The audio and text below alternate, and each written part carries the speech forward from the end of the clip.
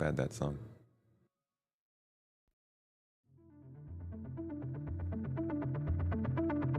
But now let me pull you away from that wonderful, wonderful introduction tune for this other wonderful introduction tune for the greatest of days, the one and only, the Monday! Yeah, everybody! Yeah, that's a good job. Why are there crickets? We're like having a grand old introduction here. They're just crickets playing. What's up, everybody? How you doing? Welcome in. Come on, let me hear it. Guys, get up, chat. Where are you? It's Monday. Let's go. It's freaking the worst day of the week. We gotta counteract it with the happiness, the good vibes. Where are you at? YouTube, Jaybird, my friend. Hey, how's it going? Thank you for the team assisting. Guys. It's a good week. You know why? Because we're all still here vibing, having a good time. Let me be honest. If you're here and you're hanging out, then count your blessings, all right? You never know what's going to happen any other given week. Happy to have you with us. Notification gang, early morning gang, breakfast gang, fasting, dance crew. Deja, good to see you. Jorman, PK, welcome in. Nocturne, Yui. Space Marine, Zero, Nordsec, Lord Fathoms, 07's buddy. Frodo Dragon, 07. Bearded Fellow, welcome in, Dafthole. Is the thumbnail of a Railen bait? Please tell me there is info. There is no info, I'm just gonna talk about it. We're gonna go into depth about all the stuff we know about the Railen. Don't actually have any sort of news about it. I almost put that on the thumbnail too, because I was like, I want to put the Railen on here because I do want to talk about it, but I also maybe should put in parentheses, it's not like there's new news about it. It's just a topic for today. Matt Sully, how you doing? And that's, yeah, just for everybody. If you got in here because you think I have like a Railen release date, I'm not baiting you, don't stick around. Get out. We're just going to talk about the news that was already known. But I got a few things to talk about today. The PvP PvE conversation is at a fever pitch right now. I really wanted to touch on that and kind of what's been going on with it. I wanted to hit on what CIG has said about PvP gameplay in the past and sort of look at, where they seem to be headed in this direction right now, because the conversation around this topic is just exhausting. Oh my god, it's ridiculous. And I know there's some of you are sitting in chat with your hands on your face just like this right now, thinking, oh, he's gonna talk about this too. Oh my god. But I'm gonna talk about it because I feel like there's a lot of context that's just not being brought up in conversations. And I know we've gone over it like 6 times, but the way I see it, the rest of the community is never gonna catch on to things unless you just keep talking about them. I don't know. Now I sound like a Master Modes person, huh? Rig, my dude, thank you for gifting out a sub on YouTube. It's not a sub, it's a membership. Get it straight, Tomato. Thank you for that, Rig. Appreciate you, dude. What's the Railen? The Railen is the larger Sulin, basically.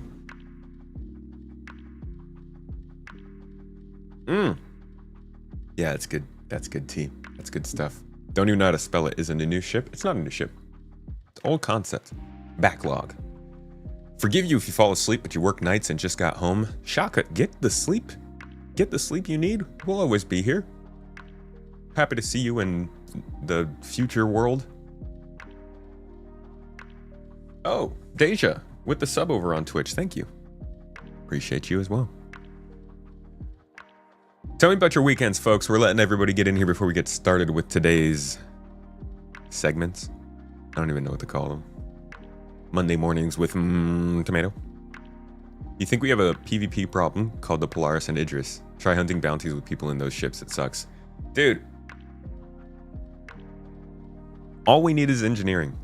Give us engineering with a proper E-War system, and the solo large ships will disappear so freaking fast. As soon as you can just steal the ships from people They're gonna get Thank you very pissed much. because they're gonna be such popular targets, man. You can't get away once you get quantum interdicted. You can barely defend yourself once you get EMP'd. And then they can just board your ship by shooting the doors open. And what are you gonna do? You don't even need engineering for that to be the case, honestly. We just need better EWAR stuff. But like, we took out that Idris over the weekend with the Vanguard Sentinel. Yeah, dude, I genuinely think that the community has the tools to stop this from being such a problem. And I'm talking about soloed capital ships, not all of them. It's just a matter of us, you know, banding together, getting the strategy together, and also CIG giving us the tools to more easily do that. Like, imagine if there was a looking for group tool in the game. You could just be like, hey, Idris in this location sucks. Let's go board it and take them out. People be like, okay. Player bounties would help too. Have they fixed those? Vastin asked, how hot was it for everyone this weekend? I bet it was freaking hot for you, dude. We hit 30... What did we hit this weekend? 30 something. 30 something. I don't know. It was hot. Now I need to look it up. What was the temperature this weekend in Tomatosville? It's too much work. You really enjoyed playing around in the Idrises this weekend. It was fun. It's fun to play in the Idris as long as you got the crew. Can we get org playing game? Hey, Mintberry. By the way, thank you. I saw you mention the 80k subs. Appreciate you. Yeah, the org gameplay is funny because that's what everybody is saying the game is focused on right now. It's all org gameplay. Either org gameplay or the streamers. Unfortunately, I fall into both those categories, so I feel very attacked. It's actually funny because as much as we have an org and I do stream, but I would much prefer smaller scale gameplay. I like small scale stuff. It's good. It's like being in an org doesn't mean you like big, large events. It just means you like people you can trust. I would love to have 3 to 5 person events regularly in our org. Just hard to pull that off. Yo, Daggins. Congrats on getting that sub, and thank you to Anonymous out here gifting subs. I swear. Who is Anonymous? Who are you? Gatac Railen in the thumbnail had me clicking real quick. I need to... Today has made me realize I need to tread carefully around the Railen. There's never been a ship, Polaris, Idris, Kraken, Ironclad. There's never been a ship that like gets people thinking that something's happening with it. I'm sorry about that. How was the event at the weekend? How do you like the PTU? PTU's okay. The event was pretty cool though. The event was incredible. Well done to everybody who chipped in to help run that one. Bastin, Tyrus, Rig. It was great times. Or you mean org gameplay as in being able to share ships or supplies? Yeah, it'd be great. A shared hangar would be awesome. What is that sound? Is that the fan? Why are you so loud? Hold on a second.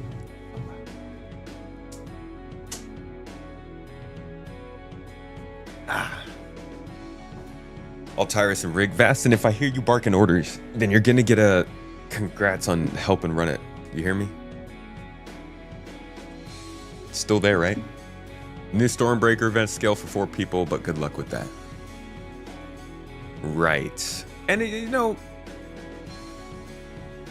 is it just because there's not enough locations? Because there's like 10 of those little outpost security things, right? And then there's a bunch of the Pharaoh centers, a bunch of the Lazarus centers. Still just can't spread people out enough though, huh? This is why they're continuing to move more and more towards instancing, but really I think the problem is just that there's still not that many things to do, and as soon as something gets dropped into the game, everyone wants to do it. You can run through Hathor almost no problem now. But that's because it's not the new cool thing to do. Same will be true for these locations. Same will be more true for these locations, but let's be honest.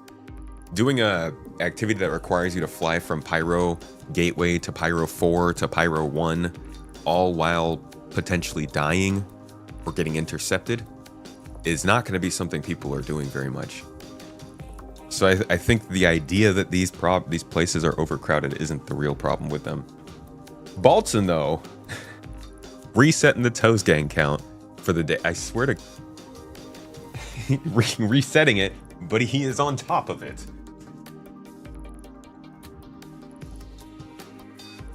Coming in here with 5 memberships on YouTube before we even get to our first topic. Thank you, my man. And thank you, everybody, from Saturday. Whoop.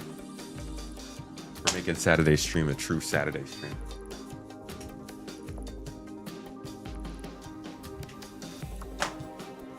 Saturdays are always good, though. It's hard to make a Saturday not good. They really need to add some more MMO stuff if they want gameplay. What kind of stuff you thinking, Sephiroth? Sephiroth. One could say the fan is fanning over you. Oh, God.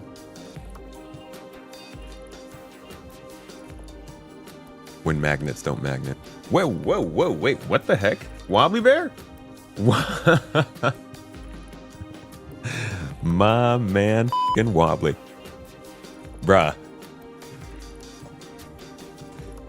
10 freaking memberships, dude! Doo-doo. Thank you, man. What a Monday. What a Monday. For some reason, that made me think of Teddy from Bob's Burgers saying that. What is that line he says? I can't even remember. What a day, Bob. Yeah, Bob. I'm sorry if anybody watches Bob's Burgers. You know Teddy, the character, always does that little sound when he's doing something. All right, Bob, I'll just stay here then.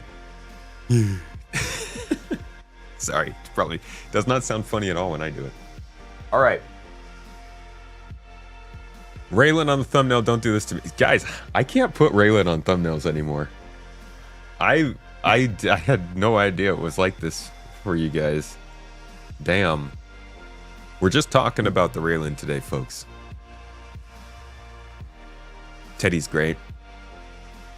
Only a real Teddy fan would say that.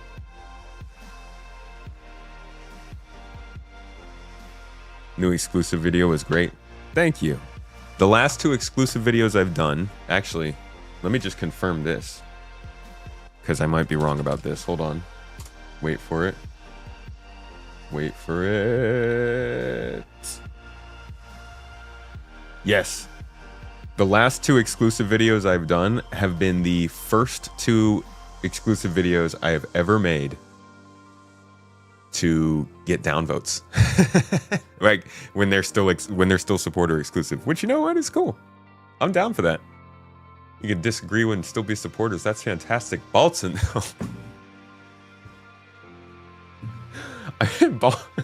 Baltzen literally throwing shots at Wobbly over here. My man is going 15 for 15. Thank you for the memberships, dude. Guys, give a thanks. There's an airplane flying outside. Give a thanks to Baltzen and Wobbly. Serious, because the video I'm talking about is you can access that because of them. So check it out. It's about Squadron 42. I mean, it got a dislike because it's basically talking about how Squadron 42 has slowed down Star Citizen's development, and might be true, but truth is not what gets upvotes. Oh, Wobbly. Wobbly is a member, though. Appreciate you. Thank you for renewing that. Is the Patreon YouTube video and membership video the same? Yes. Yeah, they're both the same. Between the Asgard and the Valkyrie, which one would you prefer? The Asgard. Mostly because it's updated with the newest assets. It works the best. Also, I just don't need a dropship. Am I wearing my CIG shill hat or my CIG hater hat today? I should buy 2 hats and just flip back and forth throughout the day. First I'm PR, then I'm a hater. Then I'm gonna single-handedly crash this project. I actually heard that Ruben was gonna crash this project recently, single-handedly. This is the first game and YouTuber I've ever actually watched streams of. Well, thanks, Chase, for checking it. That actually means a lot. Because I also remember the first, like, when I first started watching somebody stream, and it was very strange. I was like, well, you're cool. I don't really like streams, but I'll check this out. Fola lighting it up on YouTube as well, dude. Oh my god. We're gonna get started here. All right, we're gonna get into it. We'll start with the Railen too. Fola. The homes. Holy guys, it's freaking June. Holy crap, YouTube. And Zero gifting out a sub over on Twitch. Appreciate you, buddy. Maverick with the bits. 69, of course. To match the name. Your hat could be like Paul's space helmet for dancing. Yo, I love that. I love his... That's one of my favorite parts, honestly. I watch Paul a lot. Mrs. Tomato's always like... I always tell Paul you're like one of his bigger fans. I watch his content pretty much religiously, and I get such a freaking kick out of that. You know what I miss is his text to speech for the subs, because what I would do is I'd come in, I'd drop in with a raid, so he'd have to celebrate that, and then I would drop my sub, so he'd have to dance to that, and then I'd put some ridiculous message into the sub, so then it would text to speech that, and then by the time it was done text to speeching that, somebody else would drop a sub, so then he'd have to dance. It's just fun. I just have to have fun with him. Love that guy. You're very torn between the Asgard and the Valkyrie. Got to give the Asgard credit. They did it well. I think that the silhouette of the Asgard is more interesting too, which is kind of sad because Valkyrie is I remember the reveal of the Valkyrie. The reveal of the Valkyrie was one of the better ship reveals they've ever done in this game. Hold on, let me show you it. That was CitizenCon 2017, I want to say. 2018.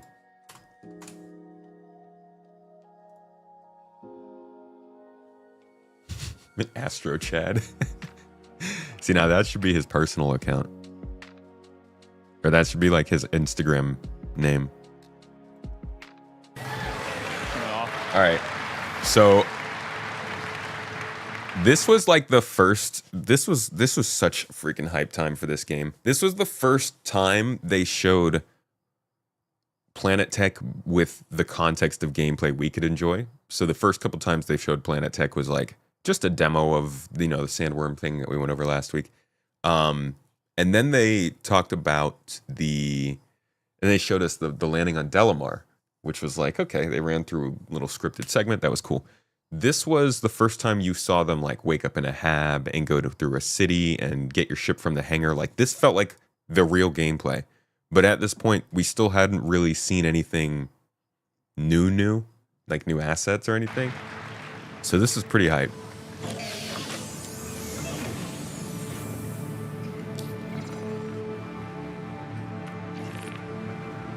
And yes, the Valkyrie is weapons, just in case. Almost 8 years old, 7 years old right now. Pistol, ammo. Okay, see, this is the old, for anybody who's never seen the old, not even inventory. This is before we had an inventory. This is the personal management app. And this is all they have to do. All they need to do is take this app, localize it, and put it on the kiosks. And there we go. I don't understand how that wasn't their first solution, but this was like you customize your character, and everything that you're seeing here, this could have been on like R-Corp. This is just a magic bag of holding that anything in the game always existed on, so you could just always equip it. What a freaking different time that was.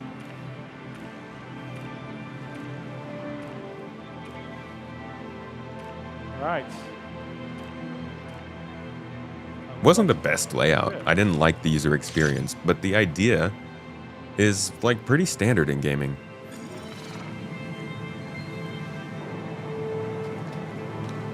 So this is his Fana.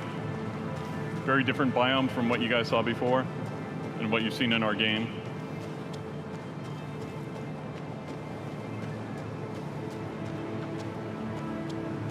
Yeah, and this is early days on this. We've still got a lot more stuff to do on our planet tech. Everybody take a drink. Obviously, longer term, we're going to have animal, like fauna, animals, creatures. Yep. So there'll be natural wildlife depending on the place. There's going to be weather systems, so dynamic weather. It's so funny listening to these early videos, and he talks about these things, and they're getting it right now. Like, all of the things, excuse me, getting sabotaged over the airwaves by CIG. All of the things he's talking about here are like they're all coming in at the same time 8 years later. What are the chances of that? That it wasn't like dynamic weather came in 3 years, and then fauna came in 6 years, and then the ripples on the water came in 2 years after that. They're all coming in at the same freaking time. It really does come off as just like one big old massive delay on all of their plans. All right, so that was not the hype part. The hype part is after. This whole mission, dude, it pisses me off that we don't have this mission instanced around more parts in the game, because this is an actually interesting mission that introduces you to some unique things about Star Citizen, and then it just doesn't even exist. I mean, it exists in the game, but you have to go through Clovis, and it's a whole thing. Only an 8-year delay, you know.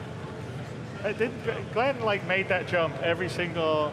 Yeah. I mean, I didn't see you miss that jump. No. I'm not saying that it was supposed to come anytime soon. I'm just saying that the fact that it all gets talked about at this time, and then it all shows up at the same time a certain amount of time later, is just a freaking wild coincidence, or something else. But that always just stands out to me, because there was, I guess it was the year before, but he talked about the ripples on the water around this time too.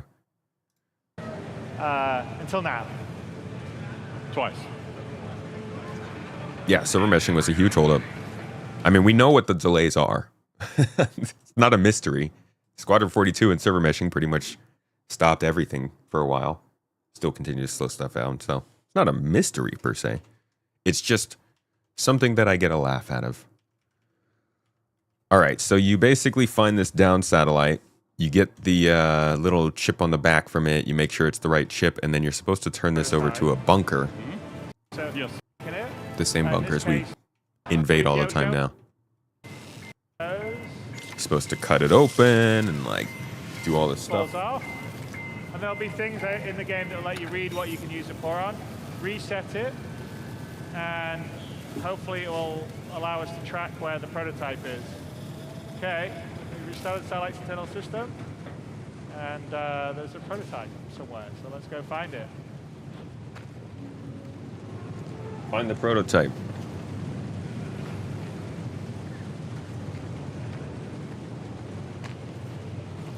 Yeah, this was added to the game as the Clovis Darnley find this down satellite mission. I don't know if it's still in the game. I think it's mostly available. I haven't tried to run it in a long time. I think that the satellite itself is in the game, though. I think you can find it. Have they given any info on progress towards dynamic server meshing? No. None at all yet.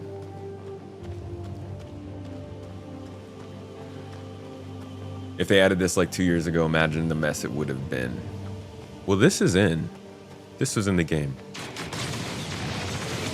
And here's the hype part. Oh, hang on.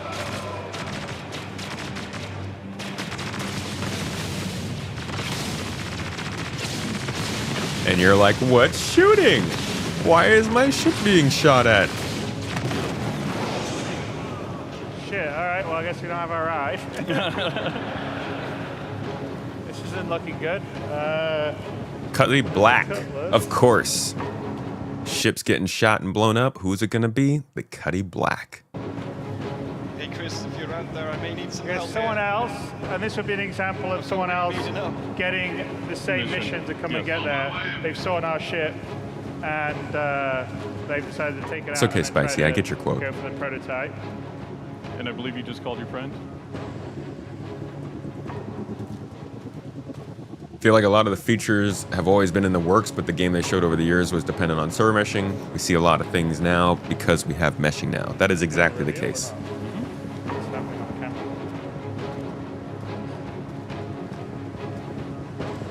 Player 6 just crashed. What's up, Mouse?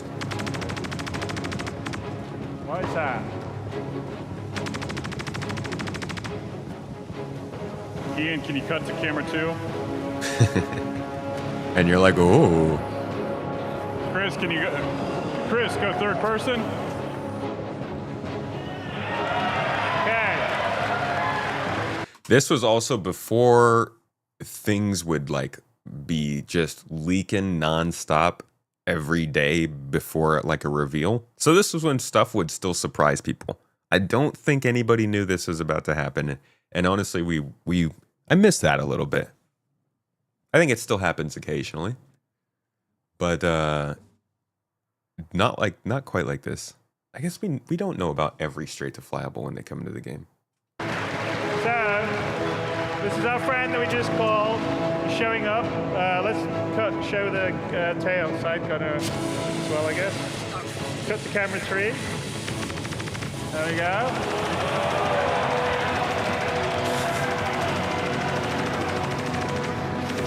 So this is the Anvil Valkyrie, and it is the first Camera 2. straight to flyable ship that we've done.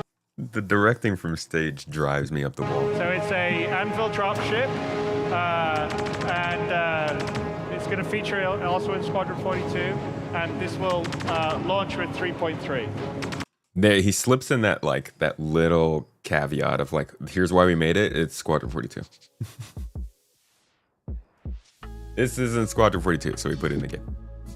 But yeah, that was the reveal of the Valkyrie, and it was a pretty good one. I liked it. It was exciting. This whole freaking keynote was pretty cool. And most of this keynote actually got into the game in due time. This one's not too far-fetched. I mean, we all know these places real well, right? We want them out of the game at this point. You've been trying to work out what my favorite ship is, so you'd like to ask what's my favorite ship and why. My current favorite is the C1 Spirit. It's just got the size. Just what I like. Big sucker for like a 20, let's say 30 to 50 meter ship in length with enough space for me to store a vehicle, some cargo, a friend or two alive. I'm not storing the friend or two, they're just with me. And me. That's really what I'm looking for. I'm a vibes player. I'm not really big on min-maxing, figuring out what the biggest numbers are and where they go. I'll do that with components and stuff, sure, but I'm here to feel cool and be in space and think that I'm the freaking baller space tomato person flying through space, living up a space opera fantasy. Because that's why we're in the game, right? I don't need to win every time. I just want to have a good time. So the C1 Spirit is my favorite for now. Yeah, it's not the most defensible, and it's not the best use of space, but it looks freaking beautiful, and it hits all the spots I like. I'm sure there will be another ship that I like more than that at some point, but for now, that's where I am. C1 over the Zeus CL? Yes. Yeah. I love the Zeus. I do. The Zeus is a very nice ship, very cool ship, but it's a little bit too... RSI. RSI is very utilitarian. I like a little bit more of that high-tech leaning. The Crusader styling also gives me flashbacks and nostalgia for Knights of the Old Republic. KOTOR, the Endar Spire. It really reminds me of that. And that game is like a really, really, really, really, really crucial part to my early gaming years. So like this kind of design language, when I see the Crusader stuff, I get this. You know, the light strips going up the side of the wall, the floor to ceiling shapes, the use of white broken up by reds and stuff. Takes me back. I think they even do kind of like the floor. Yeah, you could see they do the light bars and stuff. It's,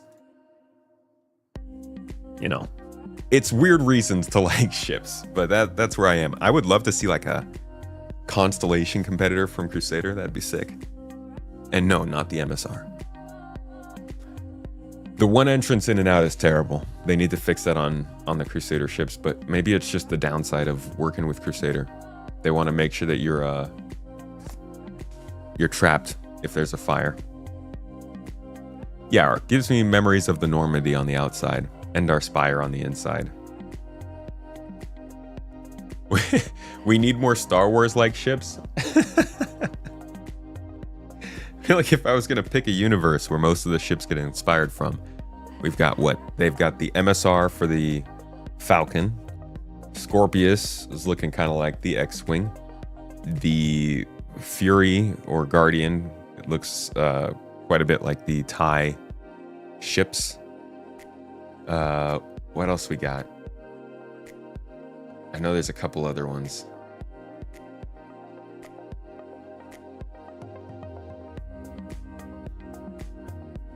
People think of the kind of the Galaxy, or not the Galaxy.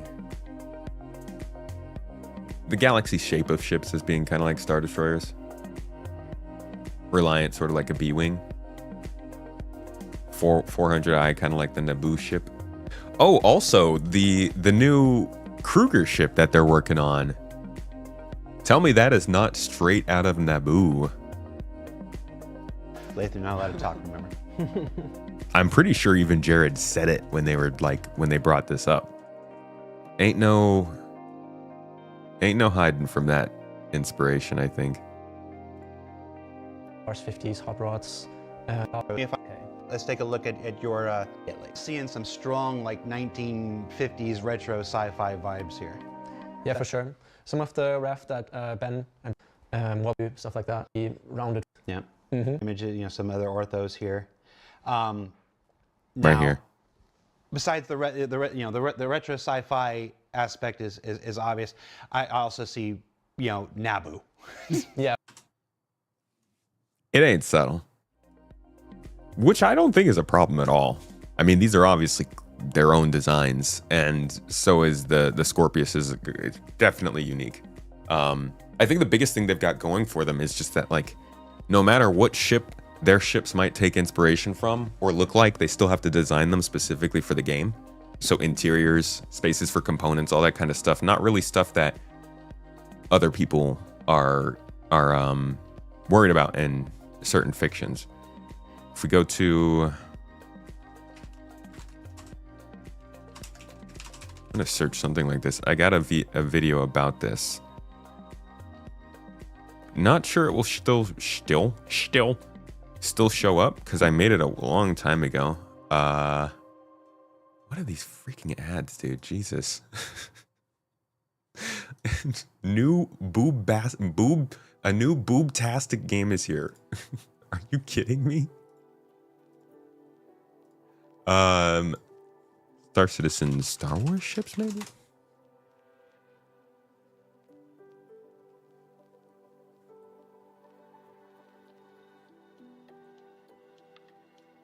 No, it is not even going to show up. That's interesting. I wonder... I really got to figure out how to name these things better. I don't even know what it's named, so I can't search for it. But I got a video here that kind of talks about this from a while ago. It was the launch of the Scorpius. Would have been... Dude, I'm so lost. Here. Yeah, that could have been a better thumbnail. Beautiful picture, though. I think that was Ermdahl. Really great virtual photographer.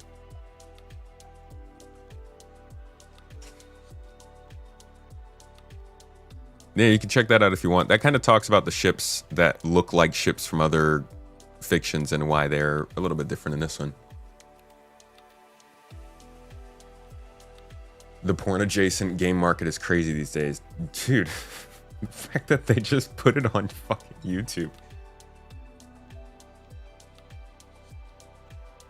Know what Tomato is searching for on YouTube. Dude, this isn't even my YouTube account. I got a personal account, man. This one gets ads. Case in point. Hammerhead kind of looks a little like something from Star Wars I can't remember the name of.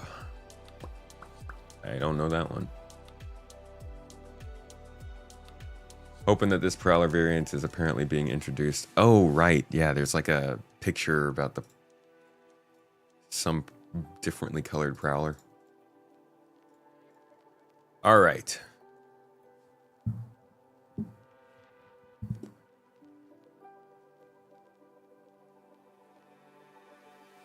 When can you join the org?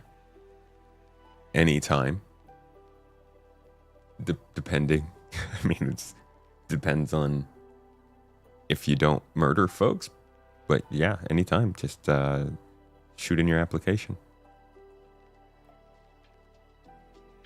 There's a hammerhead in Star Wars, okay. All right. Okay, so as you guys have been hearing throughout the chat today, there was a Railen on the thumbnail. And that's not because there's news about the Railen, at least not right now. Maybe there will be by the time this goes out. But there is interest in the Railen. And I don't think it's going to come this year, guys. I'm sorry to say.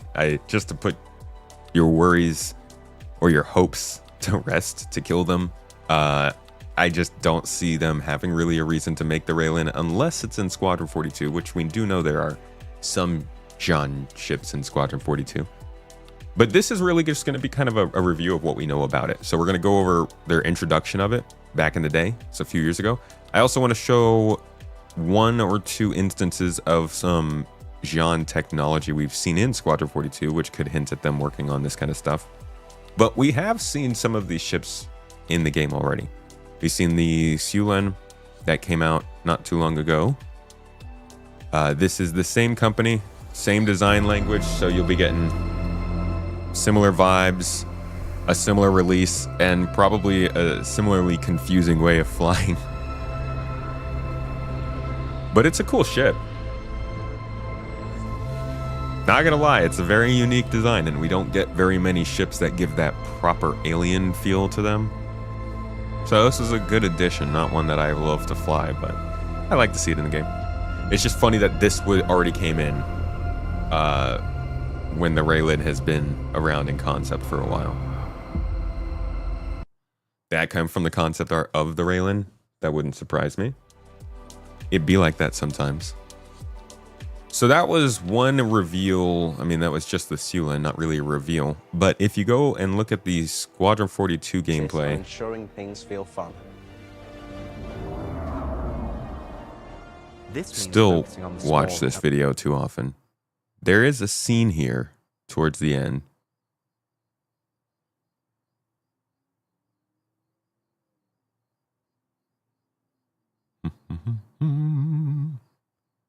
Thought it was towards the end. It's during EVA. Man, I don't know where it was. Thought I did. It's around here somewhere. One of the main challenges the art team has had to face during the development of Squadron 42 is ensuring the visuals are complementary to the narrative of the script.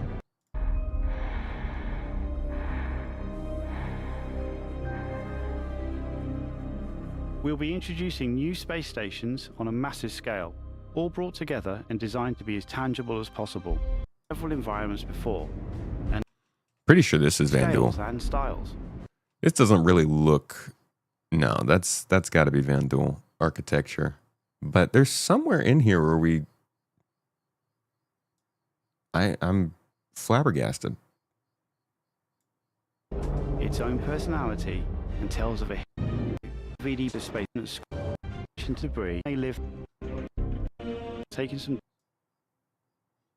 It's like a 1 second shot, so I can't really see it in the thumbnail.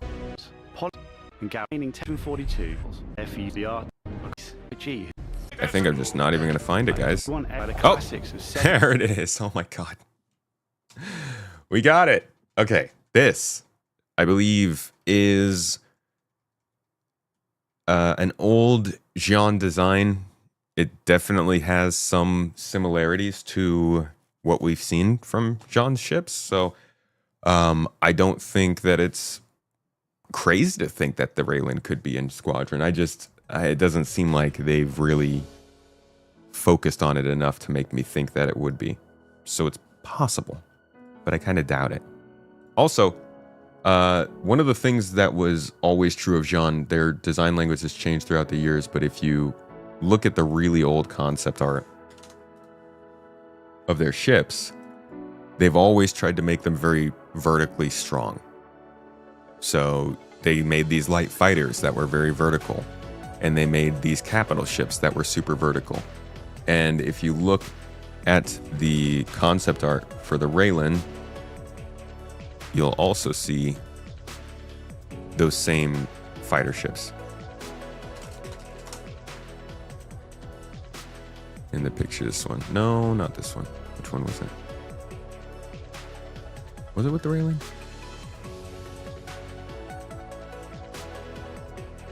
No, it wasn't with the Railen. Now I'm realizing I don't even know what concept art that was in. It was an early one.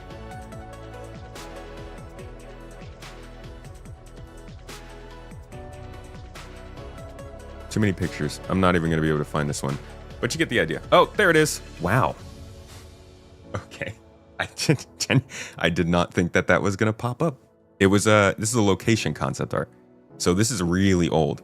This is the Railen system in Star Citizen. You can see that Xi'an architecture, the vertical ship design is something that they've had going all the way back. So I think that points towards vertical ships being Xi'an no matter what, as long as they're vertical. Xi'an, which makes this Xi'an, and since this is in Squadron 42, the Railen must be in Squadron 42. Thank you for joining me down that rabbit hole. Didn't confirm anything. Let's see what they had to say about the ship, though. Where do we start? That is a good question. The alien stuff is more complex, so everything sort of stretches your brain just a little bit more. I also have Chris, pushing me to sort of make it different, make it not fully expected. Alien ships, I think, are super interesting because they have a completely unique aesthetic inside, and this ship particularly, we wanted to create a alien cargo ship. So we wanted to have a sort of above entry-level cargo ship that could carry a good amount of cargo for its size, be well defended, multi-crew. This ship looks so much bigger in these pictures to me, and then you see it next to like another ship or something, and you realize this isn't actually that big a ship. It looks big because of the way it transforms, but even with these people next to it, you can kind of tell it's not super freaking huge. It's there's actually a good shot of it next to, they'll probably show it here, but I'm going to ruin it for you guys already. Next to this caterpillar. So you can see it's like, yeah, the perspective is weird, but definitely not as huge as it might look. And also, somebody mentioned the boxes. Yeah, the boxes, they're going to change that. I'd give it like a 70% chance that they're going to change these boxes to look like normal SU boxes. We didn't want it to be AOPA, their combat brand. So we worked up this new company called Gatac, and this is the Gatac Railen cargo ship. No, it's Gatac. That's how you say it. Right, hard cut. Okay, let's do a brief history of House Gatac. They were a vassal of House Urua during the Great... I love how the pronunciation is Gatac, and they knew that going into this, yet they still put Plan of Gatac as the name of the episode. We can't. We got to do it. It's sitting there. We got to take Divide, it. Which is the Xi'an Civil War. At the end of the Great Divide, House Klo, who didn't like the way that the peace talks were going, decided that they wanted to kill all the leaders of the houses that were engaged in peace talks. So they sabotaged the network of antique weather satellites that surrounded the Xi'an homeworld of Rixiang. And accidentally destroyed the whole atmosphere rather than just the atmosphere above the peace talks. Oy. Oops. So after this tragedy, after everybody fled the home... Oops. Bruh. You just destroyed the whole planet's viability of life. Oh, crap. world to the next closest planet, Kawa. The House of Rua, in recompense for its loss, was elevated to the first imperial house. That's where the first emperors came from. And one of the first things that they did was reward people who fought under them for their service.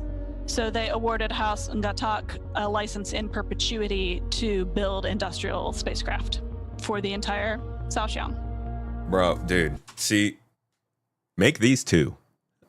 This looks so cool. This one over here, this one right here, right above. Hold on, let me get out of the way. This looks like a bug. That one over on the far side, though, all the way over there. That, oh my god, that looks sick. That looks like if you combine like the Anvil Hawk with some kind of alien design. I bet that would transform so cool. In the Saoxian, the Xi'an Empire, they are known for being like really innovative and interested in discovering the next big cool thing. Definitely getting those vertical ship vibes from this too. Technology, and that's part of why they... Wait a second. That's the Siulen. You were right. This is the Gatac Railen concept art, but this is the Siulen right here. Discovering the next big cool thing in technology, and that's part of why they immediately jumped on the opportunity to make a ship that would be friendly to both Xi'an and humans. Like, cutting edge stuff is their thing. The alien stuff is the hardest one to sort of deal with. Can I just say I love that song, by the way? With sort of branding. We did our usual. We came up with 3 sort of strong candidates to give to Chris to have a look at.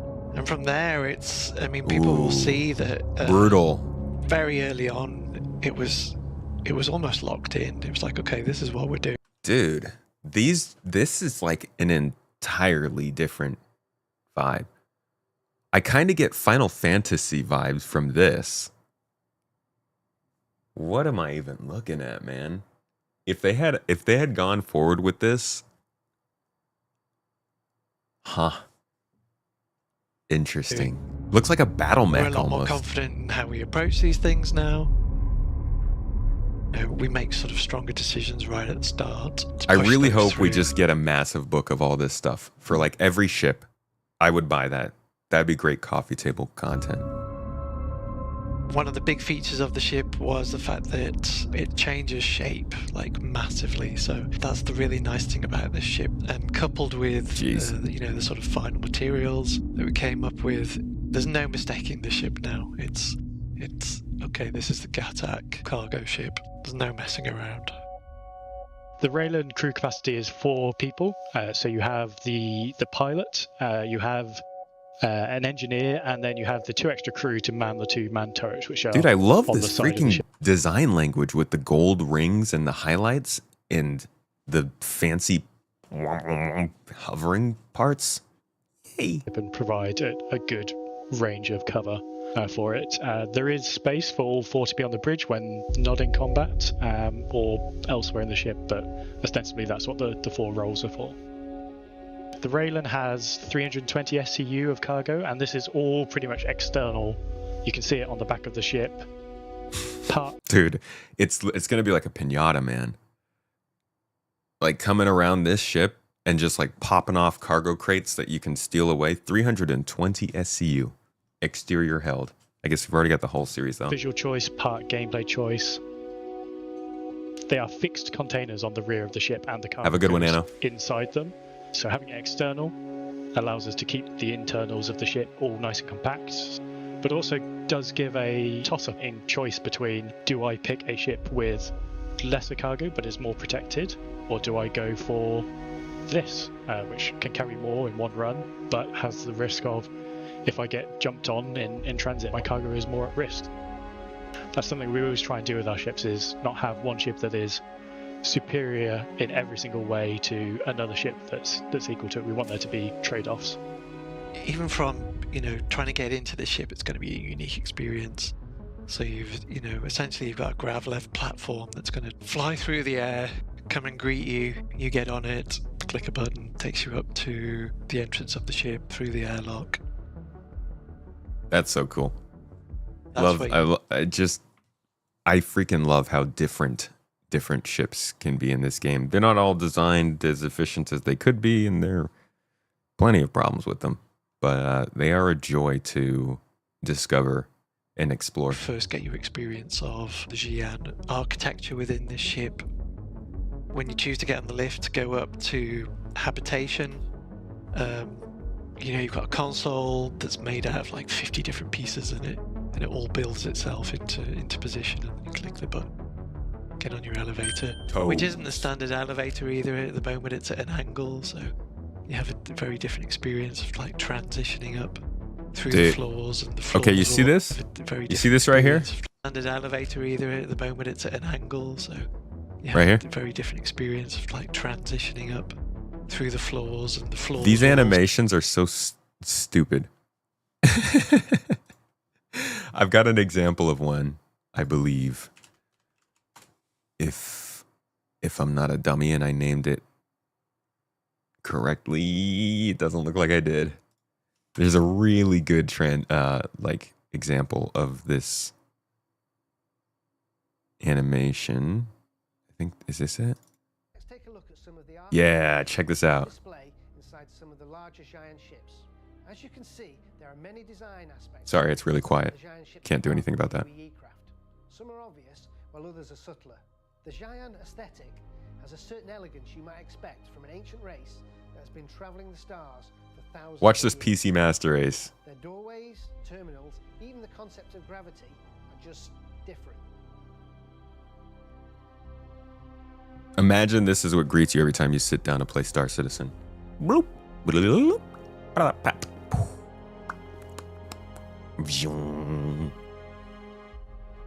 Hello, gamer. These were like the earlier previs that they did for the Xi'an, but they've definitely stuck with all this kind of stuff throughout the years, you can see just from these videos. So I think these ships are actually going to be some of the coolest things to be on board. Transform to sort of enable you to get through easily. So then when you're in the habitation section, you've got access to beds and lockers. You can go left and right to the turrets and escape pods. And then you've got the dual race kitchen and bathroom section, and then sort of like a communal eating area. And then from there up, basically it takes you into a more technical section. And so you can either go to a docking, which is at the rear of the ship, and then you've also got a good portion of components in like the sort of quite technically themed area of the ship. And then you transition through there towards the bridge. And again in there is, we were looking at a way of being able to access components in a non-standard way. So the big stuff we've kept quite traditional, because it makes sense, they're just there. But the smaller stuff, it's kind of like a component delivery system. So you choose which component you want to access. It's delivered to you. You can change out whatever it is you need to change, and then it's taken back off you and absorbed back into the ship. Then you just transition into the... Dude, that kind of makes me wonder if this is the sort of thing, because John Crew will be like, if we did the Caterpillar again, I would not choose to design it this way because it's really difficult. And I look at this and I think about that like component delivery system, making sure that works with the resource management network, making sure it makes sense balance-wise for when people are like boarding the ship and stuff, or when it gets attacked from the outside. I just wonder, are they going to want to keep this component roulette system in this ship? Hey, Zaratu, thank you so much for the sub on Prime. Appreciate you, man. How do I redeem channel points to get another Twitch giveaway entry? You can either use the channel points right there on the chat menu, and you'll build up points as you watch the stream. Thanks, by the way, for the hype train over on Twitch, guys. Appreciate y'all. Bridge, open bridge, and then, like I mentioned, the captain and the... Look at these animations, dude! Large, like floating, almost like UFO style seats. So I think there's plenty of great opportunity in there in terms of animation and what we can do with what's spinning, what's moving, what's reconfiguring. So I think the ship team is going to have a lot of fun with that. Yeah, that would really slow down So what access does to the Railen components. add to Star Citizen as a whole? It really increases the diversity It's freaking cool. of spaceships, especially alien ones, because they are entire races of creatures and they don't just have combat ships. They have their own infrastructure needs, they have their own transport needs, so whatever we do as the human race, there is going to be mirrors for those races. When you are traveling through all the mirrors for... Dude, I think this and the component thing, I think are going to have to change before this ship comes out. But I don't think they have any reason to make this, you know? Keep asking what's holding this back, and I think it's just genuinely its priority. This would probably... You could probably group this up with the Liberator and the G12 as ships that don't really make sense for not having been released yet, just aren't needed. And they can just make a concept that ships this stuff before they need to do this. So the last time we got an update on this, I believe, and let me just make sure about that, because I think it was Alien Week 2 years ago. They had mentioned they were working on the Aopoa Santakyai, and once they had finished with that, they would be able to move on to the Gatac Railen. So, Star Citizen, Invictus Week, live, 2023. 5 years ago, 2 years ago, 4 years ago. Thank you very much. Hey, anonymous gifter again, you Anon. Star Citizen Live. Ba-da-ba. Sit up, start. 22. No. This is the one we hear more about. Heat and hover. Here we go. I believe this is it. The C1 Spirit is marked to have an S3 tractor beam. Will the C1 be able to track smaller vehicles? And what's the difference between an S3 and an S5? This goes to your... Yeah, that I've seen and stuff like this. Can you just What was the need for the Zeus or the Star Lancer? No need, but they're easy to do compared to the Railen. We know the Polaris is what we consider pre-production. Somebody is on there. They made the Siulin because the Railen would call for new assets, and they usually do a small ship before larger ones. They did the Zeus because RSI is a really small, important manufacturer, and so they wanted to get the Zeus done quickly, probably so they could use that design language on other ships like the Galaxy. The Star Lancer is just there to fit a hole that didn't really have anything to fit it. The Constellation kind of was there, but it didn't have the storage I think that they wanted to have in something that sat in that area. To be honest, like I said, it's not just the need, it's also the priority. It's also the availability of people. The Banu Merchantman doesn't get worked on because they don't have people with the design language knowledge to do it. The Railen didn't get worked on because they didn't have that until they did the Siulin. Once they did the Siulin, they were too busy building other ships, and they've been kind of crunching on budget, so they need to focus on the ships they know will sell really well and give them more benefits long term, and I don't think the Gatac Railen's really there. They're scoping out the work necessary before it moves into production. But what's in active production right now? We're in the danger zone here now. Yep. Well, I'm going to slowly do it and look at John as I see. So there's Redacted that's on Josh. Yeah. There's Adam's. Will I talk about that one? I'm trying to think what Adam's doing. Who knows? Spirit. Yeah. Yep. We've got Too late. Too late now. Yeah, it's on that one. I was pretty sure that one was safe. So we've got the Spirit in. What else do we have? SLV just finished art and design. Yep. Obviously. Hull C. Yep. Hull just C. At the end, in its final teething. We've got some more redacted that are on Chris. What else is it? What the US working on? X1? What's the US working X1's about to start on the US. Thankfully, that's had a little bit of work on it already, but... Yeah, the storm is storming through production. Oh, he did it. He did it. Good. No, it was in the segment. It was in the episode yesterday. Oh, you said the storm is storming through. Yeah, no, we actually...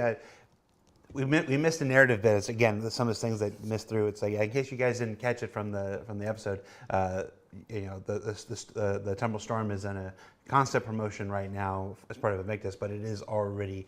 You saw at the end, it's looking. We'll be updating for the We'll be showing you an update on the Santok Yai for Alien Week in just a few weeks. Montreal working on some variants of an existing ship. Huh. Okay, so they didn't mention after that. I thought they mentioned it right after that. Let's check out Star Guides real quick. I don't even know if it's gonna pop up from this spelling. But yeah, I thought they mentioned it at that Invictus. Hold on.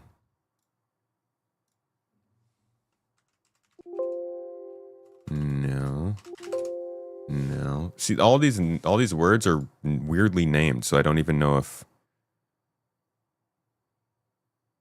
2021. It's the Xi'an small cargo, and that was very close to that concept thumbnail that we did. It was, wasn't it? I honestly don't know where I'm gonna be able to find. I can't look this up by words because all the words that they use to describe them are freaking hard to spell. Whoa. Okay. Did I just lag for all of you for a second there?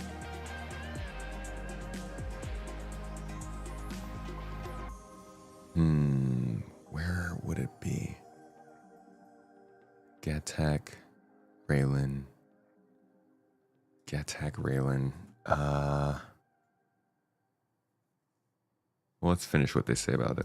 For those races, when you are traveling through all the solar systems in the game, you don't want to just be seeing the same freelancer or the same hull everywhere. You want this variety of ships to encounter and ships to progress through on your cargo journey.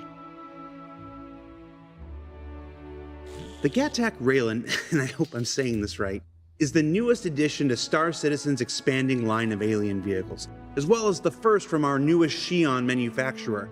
And you can learn even more about this ship, like all of its stats and capabilities, when it's revealed as part of this year's Alien Week festivities, beginning this week, which also Yay, Alien Week. So that is also something that's coming up for us soon. Alien Week will be next week, not this week, but that's kind of why I wanted to cover this, because this is going to be a topic. This is definitely going to be talked about. It's something people are going to want to see atmosphere and hope are coming around. But I don't think it's going to be this year. It'd be really cool. It'd be a huge surprise. It'd get people super pumped, but don't know if it's going to happen. I'm not sure. Star Citizen, all vehicles roundtable.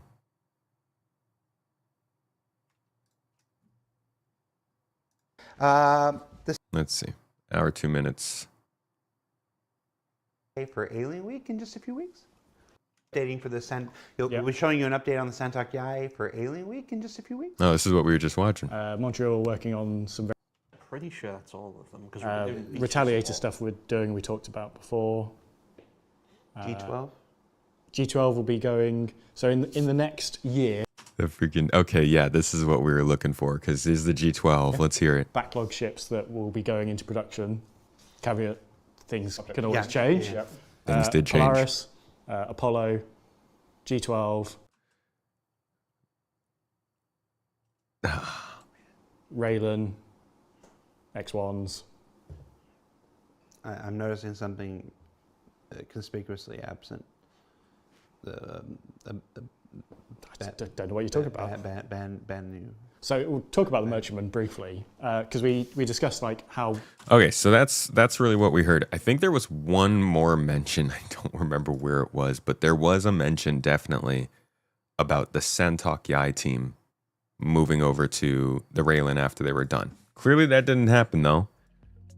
Instead we got the Sulen, and then nothing since then.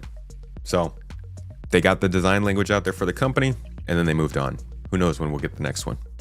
But that's mostly what we know about the ship. Can double check the stats real quick.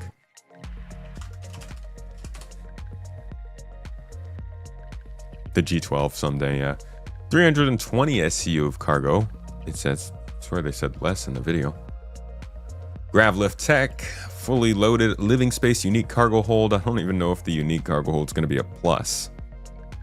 We'll have to see. I think this is going to get quite a hefty redesign though to make this work just make more sense.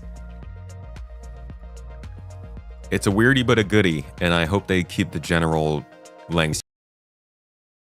Unique cargo hold is going to be. Oh, you know what it is?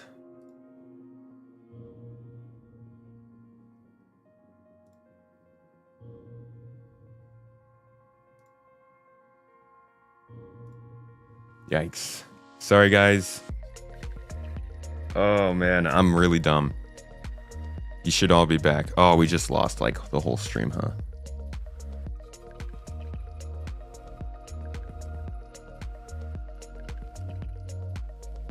Sorry, y'all. I messed that up. Are we back? Oh, man. Just, yeah, like half the stream just dropped off.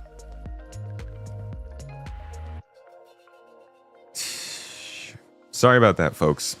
So I got a little too excited and I started downloading the jump ship demo because I wanted to try and play it for you guys on stream, but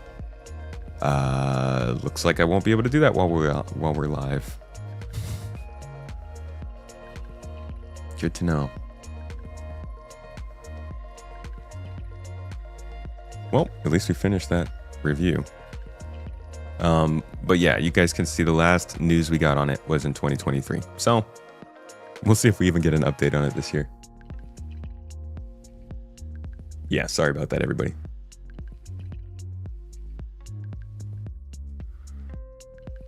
With how much problems they have with the mining bags on cargo ships, the triangular containers will be something with the square normal grid. It's going to be weird. Yeah. Just another one of those things they did. Okay. Man, I really wanted to download that demo. I was hoping we could play it today. Because for all who know, we are heading back to Turkey in a couple of days. So this will actually be the only stream this week. And then we will be back on... I'm going to try and get back for a Friday. For Friday, Saturday. Whenever we can. But keep an eye out. We'll be putting up announcements on Discord. And remember, the timing will be changing a little bit. We'll be going a little earlier in the day.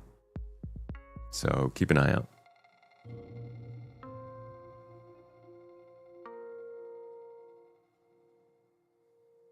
Talking about alien ships, you're really hoping for an update on the merchantman. Oof. Hopes. Those are some hopes. Definite hope.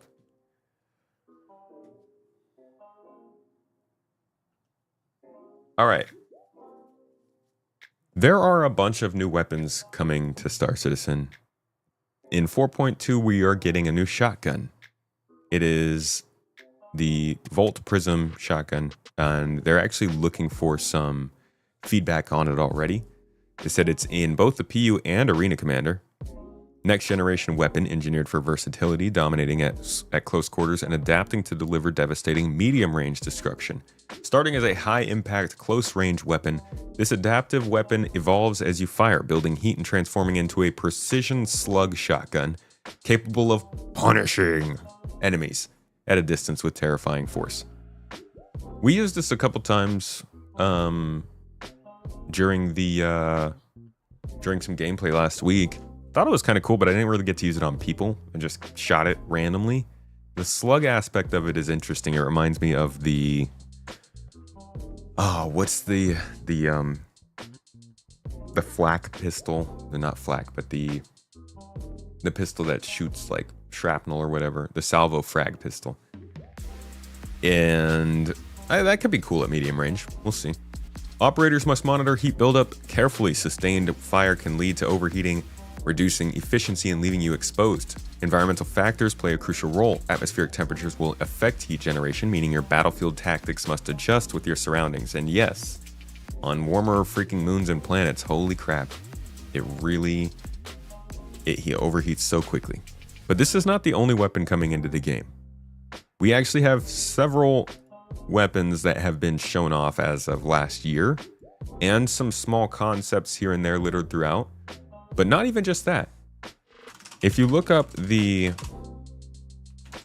pistol version of these guns, you will see that we have a new pistol that comes from the same manufacturer that's planned for the game. And honestly, I think this is going to be a really popular choice because the Volt guns are very cool.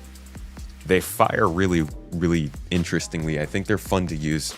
And a pistol is like the perfect form factor for trying something like that out. This is the shotgun, the Prism, which is what we're getting in 4.2.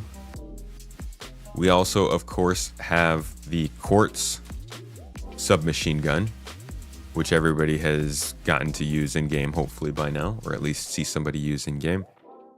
That's a pretty cool one. We have the Parallax rifle, which came in 4.1, I want to say. Oh, that's a small picture. This one's also pretty fun to use, honestly. I do enjoy this gun. The Volt guns in general, I've been having a good time with. But then you keep going. And you see that there are even more. There's also a sniper rifle, which is going to show up at some point, somewhere. And it will have some kind of shooting, interesting mechanics to it. And then we have the what might be LMG right here in the middle. And then here's the SMG and the sniper. So, like, we still got a few more of these coming. And then that's not all. Last year, they gave us a look at the weapons team, who's making all the content. And they show us a couple of models in here that we still haven't seen in the game. And I have done nothing up until today. Phil!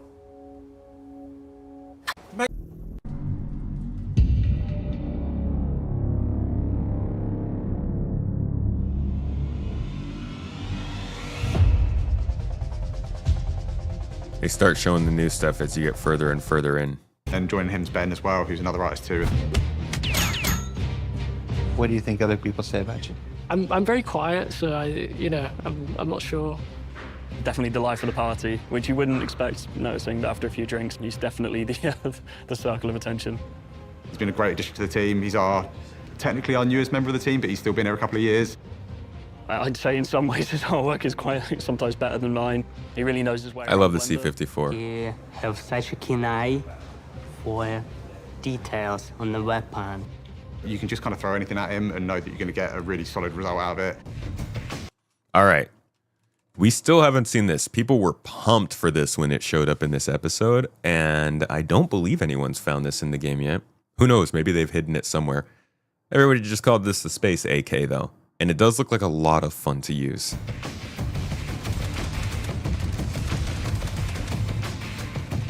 Like, I don't know what it is. It kind of reminds me, the way that it fires, the way that it animates while it fires, the sort of chunkiness of it almost reminds me of BioShock, of all games.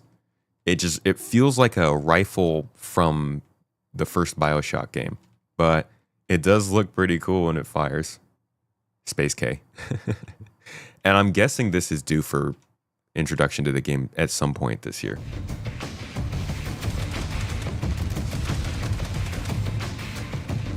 We've got Joel. Originally, I hired Joel as a prop artist probably close to 8 years ago. I create the artwork for FPS devices, which includes weapons, gadgets. I also make ship weapons. Joel's actually the most senior member of the team and was there when I first joined. He was an extremely... Ooh, those look cool. helpful person to encounter. Metro, Really yeah. Easygoing, I super can see that. knowledgeable, always has a pun ready. He has some really strange t-shirts. Every other day he comes in with a new t-shirt with something weird on it, and I'm a bit jealous because every time I see them I kind of wish I'd had the idea of buying them. I like t-shirts. This one, it's The Simpsons. Everyone likes The Simpsons, right? Buy more t-shirts if you like them. Oh, there's the frag. What about your producer? Oh yeah, don't let me forget Kieran. I feel like you should be able to, with these new Volt weapons, instead of having to fire them a bunch to build the heat up, there should be a way to just hold in the heat to heat it up, so you can fire straight from that alternate firing mode if you want to. Froze is on the great view for him. Sorry about that. He's Mr. getting things done and getting things done on time, so he's brilliant. I quickly realised I didn't want to be an artist or a programmer. I started out in level design, and then I found out that my passion was the team. Without Kieran, there wouldn't be weapon content because he's the guy who glue it all together, you know. Eats a lot of eggs. Eats brings in about 4 eggs a day or something like that. So good. Damn. That's the only bad thing I can think about Kieran.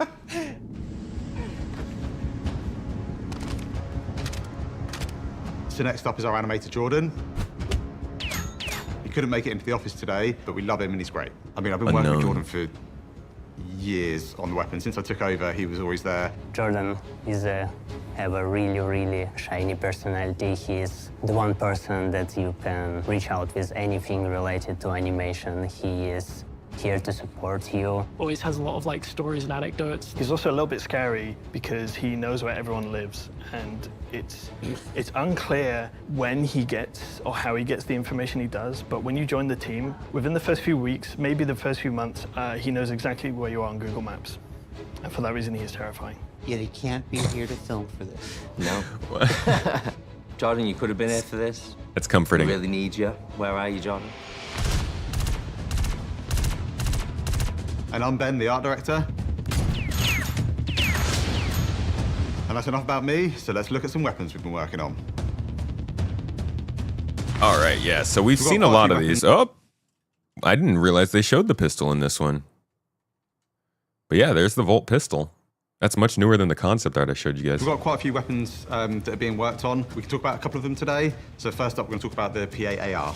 P8AR is a... This one didn't quite hit as hard as I'd hoped. Thought this was going to dethrone the S71, but not quite. Assault rifle that may fill the role of someone that wanted something bigger from bearing manufacturer. Up until now, it's been our squadron exclusive rifle. In fact, I've had backers come up to me saying, please release the P8AR. And really what we want to do is take that P8 base and do a version that we were was slightly more tailored towards the civilian market. A lot bigger and a little bit longer than the current P4AR, and personally one of my favourite weapons that we've ever worked on. It is kind of more in line with civilian needs, so it's had a little bit of lightning done to it.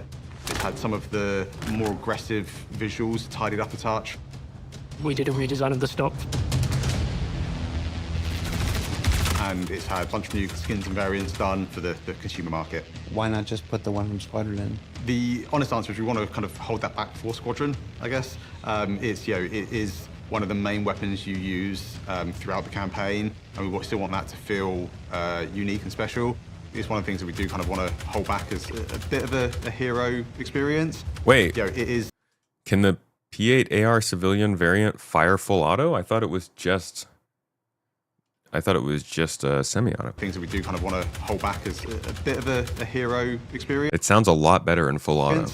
It is the standard issue, I think is the correct way of saying it, military weapon for UEE. It's a workhorse, it's reliable, it's functional, and it just gets the job done. So the Volt rifle is another new weapon that we're releasing in the PU. A brand new manufacturer for the weapon content team. Volt are a electric and beam ammunition type, using electric batteries to power their weapons.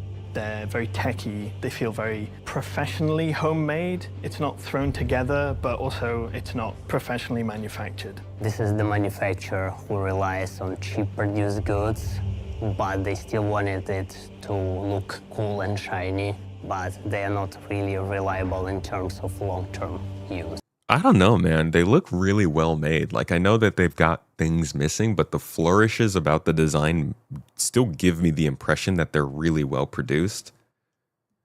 And I'm not sure if they should have emphasized some idea that it was made from cheap materials. I guess just hanging wires is enough for that. It's subtle.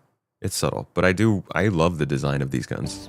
We wanted a manufacturer where people could use these weapons and then they could also repair and upgrade and kind of, they look like you would be able to strip them down and kind of field repair them, or work in your workshop in your ship, or in your habs or wherever, and kind of really get into the 450 amps. of how these weapons work. So there's a lot of visual cues to that with, like how the screen attaches, all the little kind of fittings and screws and how it all kind of comes together. That visually is something quite nice and exciting, I think. There is anything like this in a PU as of now. This will suit more of the guys who wanted to. 3,000 amp hours, like in just something you're holding in your hands, sounds like probably one of the scariest possible things you could do. Show off, rather than to be military-style weapons, you will have some shiny, cool guns that you can show to your friends and say, "There, I did it. This is a really cool-looking gun."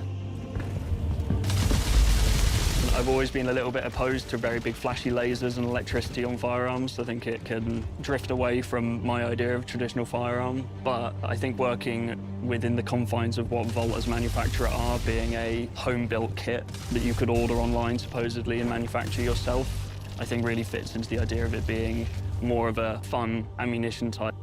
This is still work in progress, but you can see the direction where it's going. So I find this one really funny. I still haven't shot this gun in game, but it is available to you. You can find them in Pyro. SMG, this is something very different to any of our mainstream manufacturers. A very small handheld submachine gun, similar to I think a real-world example would be a Tech 9. And the whole idea with this kind of pyro weapon theme is that these things have been made by just people living on the fringes of the universe.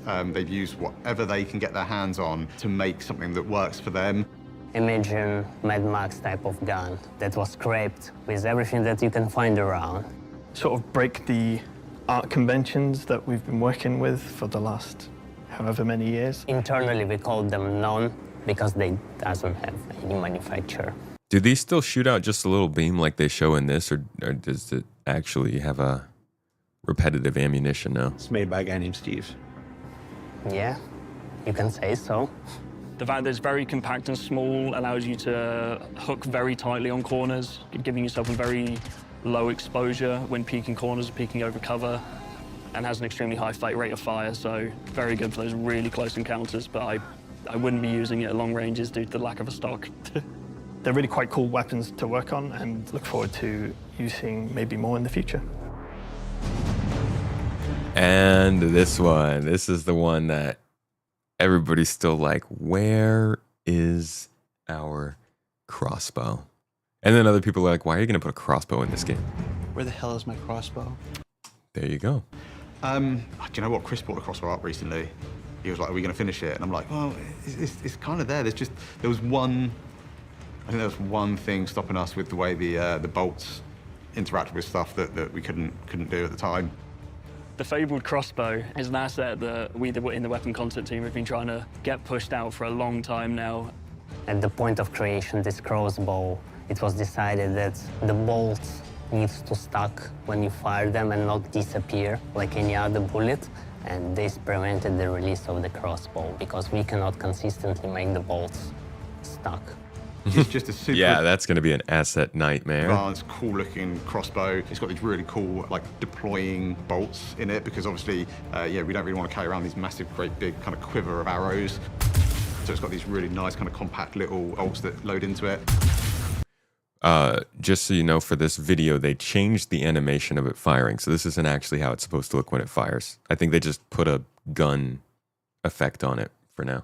Adding more unique firearms and ways to take out enemies silently is something that the game would definitely benefit from, and so seeing the crossbow come out into the PU would be something that made me extremely happy, and I know a lot of the players have been asking me about this too. Not directly involved Crossbow's in content, but still working on the weapons, audio guys and VFX guys. We're working with them directly, and they make our gun shines and sings. I'll have done my part of the artwork. It'll have gone down the production line, and a few months later I'll bring it into the editor just to remind myself of what I worked on, and I'll shoot it and hear some incredible audio and be like, oh wow, someone's gone all out on this one. They're a downstream team that, much like animation, it really brings to life this otherwise static and fairly boring object. Their work is incredible. I've tried to tell them at some point that That I'd love to works. see them add the lead pipe 01 sound effect into the game, but I've yet to get an approval on that one. Game development is a group effort. When it comes out great, it's just a miracle at some point of a lot of people involved into it.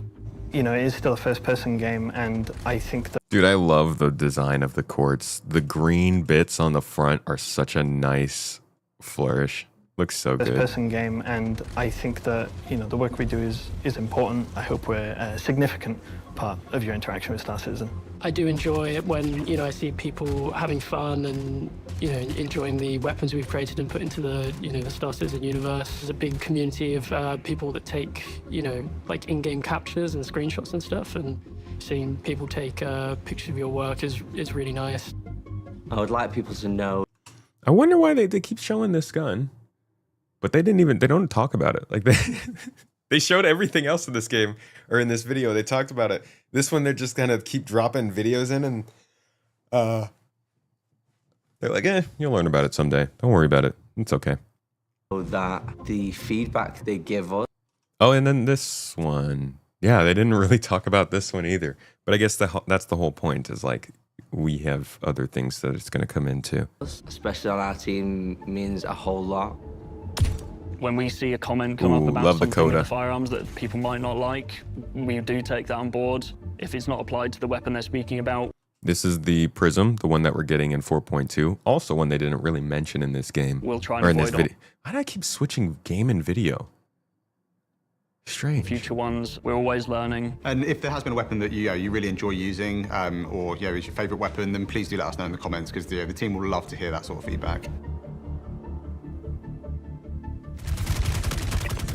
With our recent releases, you've seen a whole bunch of updates to how the weapons feel, how they function, and really bring some of those quality and life improvements to the weapons as a whole. And that's just taken a lot of hard work from the weapons department as a whole. This is the Dead Rig shotgun, I believe. It is in game, but it's like it's still not that common. Whole department, art, design, animation, audio, VFX, like the whole lot. And they've not had a great deal of limelight in these sort of events, but they're super dependable, and I'm very happy to kind of be able to get to talk about them today.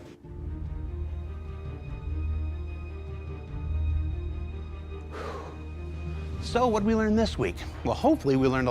So yeah, they've got several more weapons to drop into this game, and they're not really slowing down on it. I mean, we went years and years without getting any new FPS guns.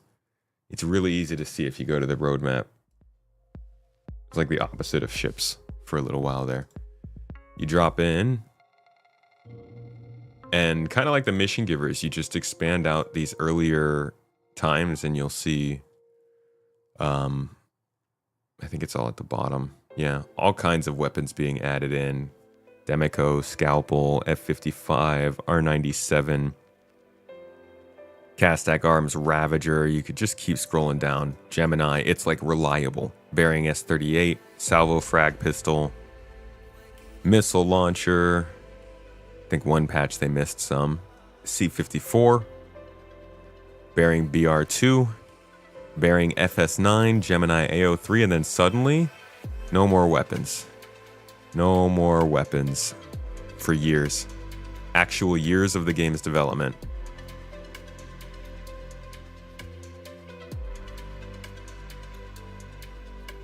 Until they've started dropping in these new guns we just saw.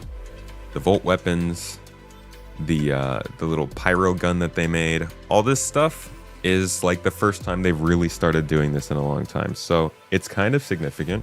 I mean, it doesn't mean everything's changing, but the FPS team is back to delivering stuff to Star Citizen. So I think we can continue to expect updates to the FPS and the armor situation because of that. But yeah, that's the current what's going on with FPS weapons.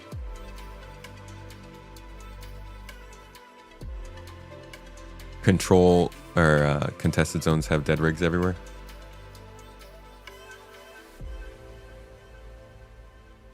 Yeah, drip feeding the weapons is a good move. And it's funny because I thought that we were going to start getting them last year, but it makes sense. It was a good idea for them to wait until this year.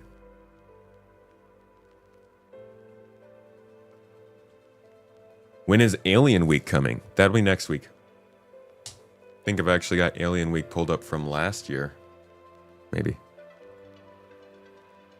No, I do not. What are people saying about this gun?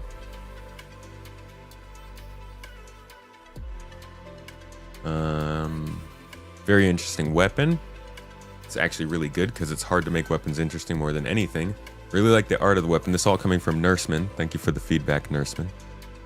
Really like the art of the weapon. Very nice. Love the Volt family. Is consistent. I find the pellet mode of the gun a bit too R97 and potentially vulnerable to macro use. Although obviously that it becomes a slug at around 50% does theoretically make it non-macroable. Pellet mode range feels good, loses its effectiveness nicely at range. The slugs, however, don't feel right to me, and it's hard to describe. I think the issue more that I don't feel different when it fires the slugs. The first Volt gun that feels very different in hot and cold areas. Cold areas treating it like a shotgun, hot areas treating it more like a slug gun. Huh. That's pretty cool. Yeah, if it overheats too quickly in hot areas, you get time to use it without overheating completely. You get more time to use it in its secondary fire mode, I mean. If this gun could switch to a pure slug mode intentionally. That's what I was talking about, like letting the heat build up naturally, trapping it in the gun or something, and then you can just use it as a slug gun. Because if they make it go into its secondary fire mode earlier, but still take just as long as it overheat, then you kind of get a different gun out of it in different temperatures.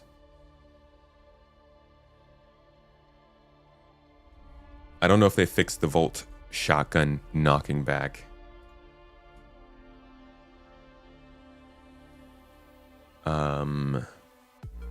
I don't even know what the last PTU patch notes were.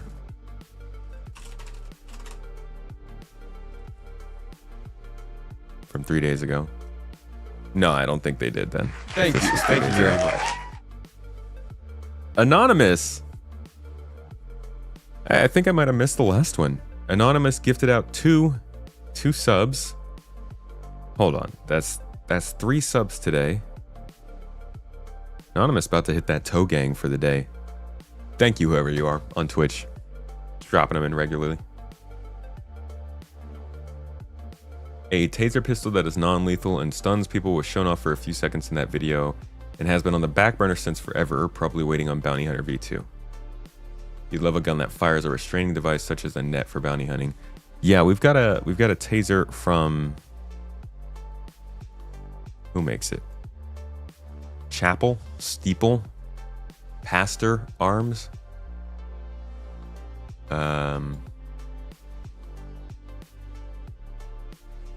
Preacher Armaments is making a taser, and we've seen a work in progress shot of it, but nothing since then. Thank you very much.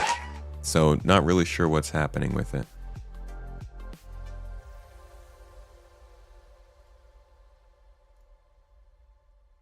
Yeah, Preacher Arms.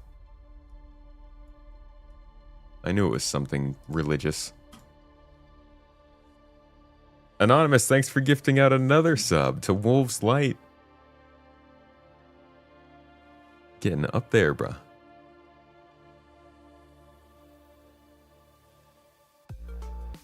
Nope, they just added the mags to the shops. I don't see anything about fixing...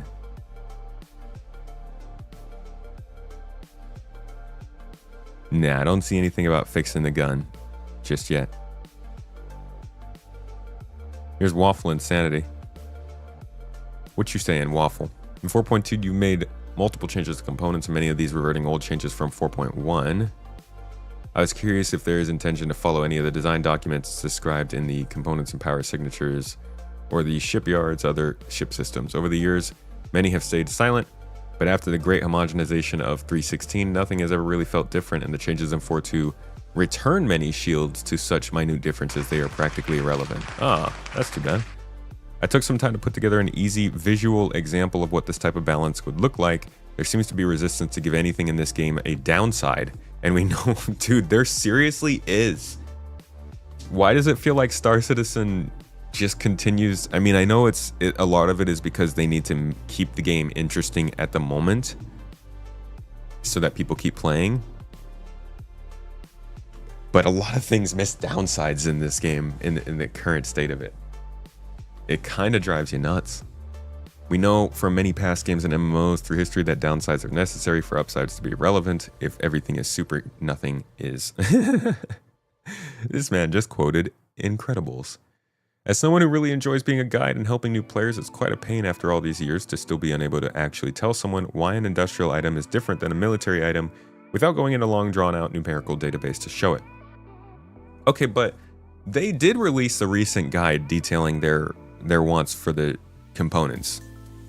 I do think they're still following this because that guide that is incredibly hard to find. They haven't made it easy to find. I don't even know if you just look up Star Citizen. If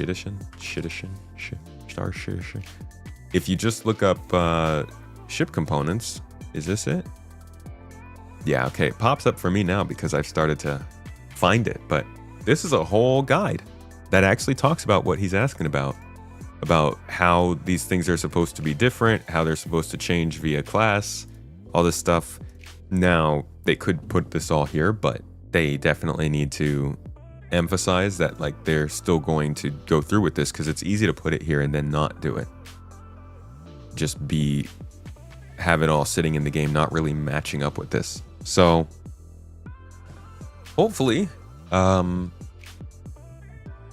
we do start to see this kind of stuff take more effect, because it's a bummer to hear that like the changes are actually regressing on this topic.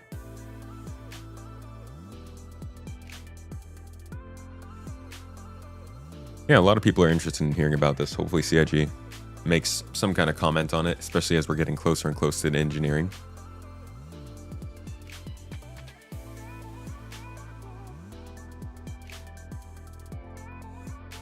Also, let me check something real quick. I think the Volt Prism pistol's on here. Yeah, the Fresnel. And the Pulse.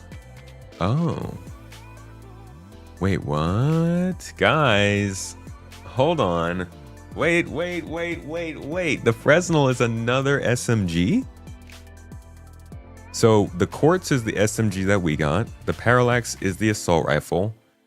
The Prism isn't even on here, the shotgun. Neither is the sniper or the LMG. The pistol is here. It is the Pulse. And then there's also this Fresnel, which is a SMG.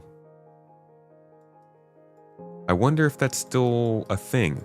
I mean, they didn't take it off. They haven't taken off the progress tracker. We'll have to see. Interesting. And we speak about a lot of that most important stuff is so hidden that you need a guide to tell you how to find it. Yeah.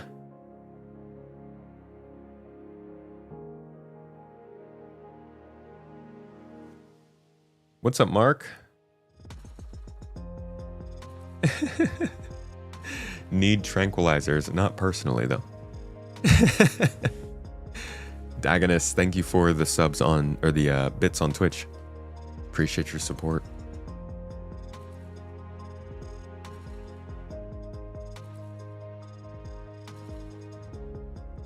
All right. Next thing we're going to talk about is the whole PvP conversation going on with Star Citizen. Oh, man. Whew. Give me 1 second, though, folks. I'm going to go ahead and...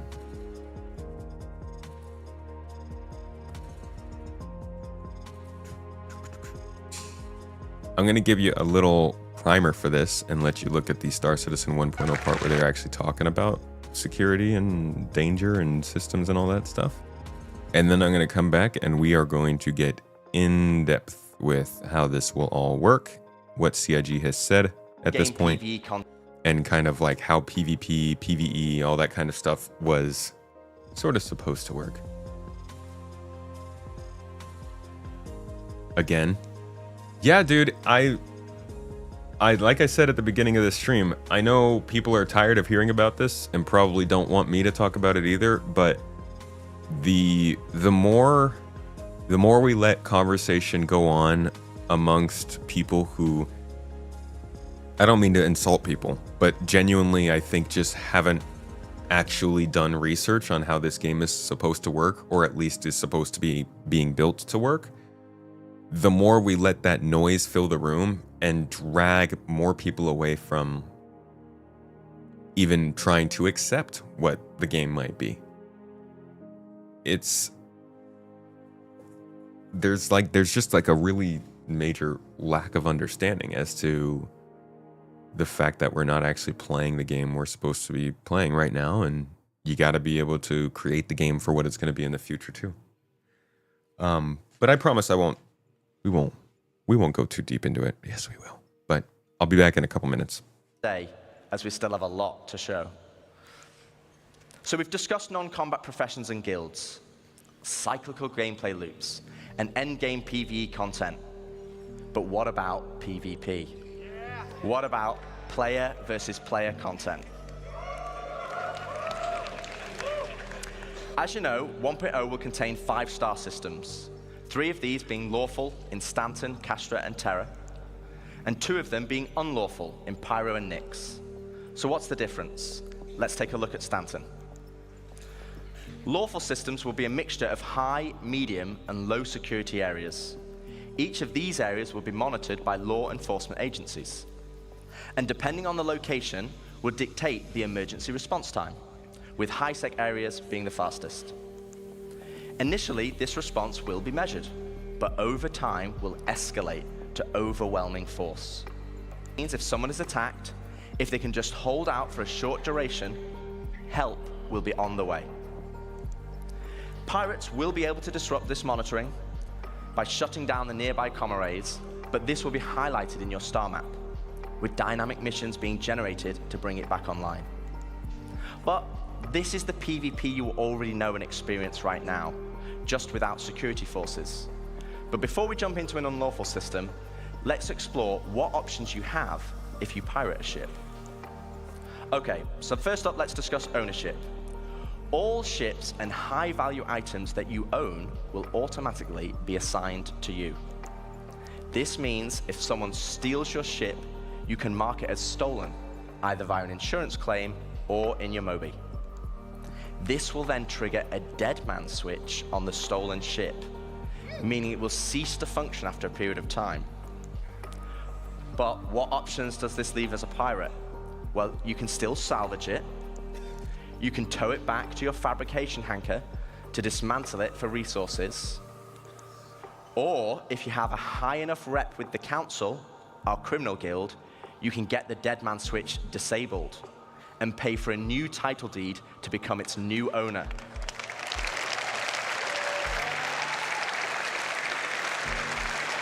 Okay. So that was a lot of, also, there's a lot being talked about there. Let's get into that.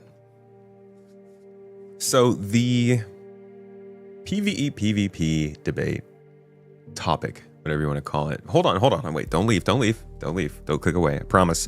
This is more informational than emotional. I'm gonna be a little emotional though, okay? Let me cry a little bit on camera. It's flourishing. It's popping off. Ah, yes. Should we ban all gameplay that affects other players? No, suck it up. It's Star Citizen. You're gonna get attacked everywhere. It's good. It's classic. It goes back, dude. This is a he talks about actually in this very talk. With high-sec areas, he's talking about initially this response will be measured, but over time will he's talking about like comm arrays. Pirates will be able to disrupt this monitoring by shutting down the nearby comm arrays, but this will be highlighted in your star map. Like that's nothing new. Anybody who's I'm so sorry. I just realized I turned up the wrong thing. Let me I turned up the music volume for you guys. Let's go back to where he's will be on talking the way. about comm arrays. Pirates will be able to disrupt this monitoring by shutting down the nearby comrades, but this will be highlighted in your star map. Okay, there we go. Sorry, it's the audio is so confusing when I don't have a hardware control. Thank you, Road. The comm arrays are not new. Ever since 3.0, you've been able to go into comm arrays, shut them down, and like make sure that you can do crimes without getting in trouble. This played out here.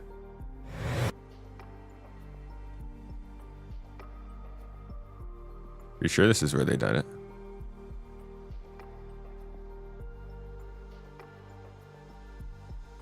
No, I might be wrong. Might have been the next year. One of these years, they did the whole comm array loop. And I think this is the wrong video. But you guys know the loop if you've been around here a while. Basically, you go into this array, you turn it off, and you can commit crimes anywhere in that area. So already the idea of game systems controlling how people act is being worked on. They just got completely dropped and they're not really paid attention to. We can't even really do player bounties right now. But that's a pretty obvious solution to this that I think a lot of people like. In fact, I did a little poll just to see what the community thinks of it. Our community, it's you guys. So, take that with a grain of salt. We're a little crazy, but most people are very much about I'm game features, I guess, because I can't spell, as opposed to separating PvE exclusive servers or shards or the armistice zones. I think most people like that idea. It's just a matter of nobody really knows if CIG is going to actually do that. They talked about it at CitizenCon, but somehow that still kind of escapes people. And if you go and look on, say, the subreddit, oh boy, the subreddit. And I want to be super clear too. This is not a video about saying, hey, don't complain about the current state of the game, because it's bad. I think that, if anything, CIG's strategy this year has proven just how underdeveloped a lot of the systems in the game are, and it's starting to show. The cracks are starting to show, from the inventory to the security to all that stuff. I more want to use this video as a way to inform about where the game is supposed to go, what they've said in the past, and what they've said just now as we looked at during that 1.0 demo. But if we scroll through the subreddit, you could find some threads like this, man, and it's a trip. So, Albedo Thick Queen. Thank you for the post, Albedo Thick Queen. Said, PvE player just tried out some PvP for 3 days. I'm not going to read this whole thing. This is their post. You guys can check this out if you want. Just to give some context to this conversation, because we're going to check out the comments on it. They said this was the biggest show in their entire career, even though you play PvP games like COD and Battlefield. Desync between players, check. Teleporting or straight out killing each other, check. Players glitching, exploiting themselves through locked doors, check. Combat logging for salty losers, check. People just coming back in 2 minutes after getting killed, check. Orgs and big squads camping and locking down entire stations with their capital ships, check. People camping and waiting at strategic positions because nothing is instanced, check. Freight elevators bugging left and right, check. Nothing consistently working, like inserting fuses or keycards or generally anything, check. I do want to say they do say it's been like this for years. Technically, we haven't even gotten to use keycards and fuses for years. But I get them. I get what they mean. There's a lot of things listed here that genuinely make FPS PvP not as fun in this game. Just in general, dying not as fun in this game. But I think a lot of this stuff are still symptoms of the game we have right now. Like orgs locking down let's just talk about how we can't have player bounties working very well yet. We definitely need people who can come and take out groups of people who are just camping these locations, but also the combat logging is these are not so much game design problems, I think. Except for definitely the Lazarus situation in the PTU right now. That's not looking good. And in terms of like the spawns and how they do that, they definitely need to make it so that people aren't dying as soon as they spawn. But from respawn rules and how those beds work to item recovery and how you get your stuff back right now,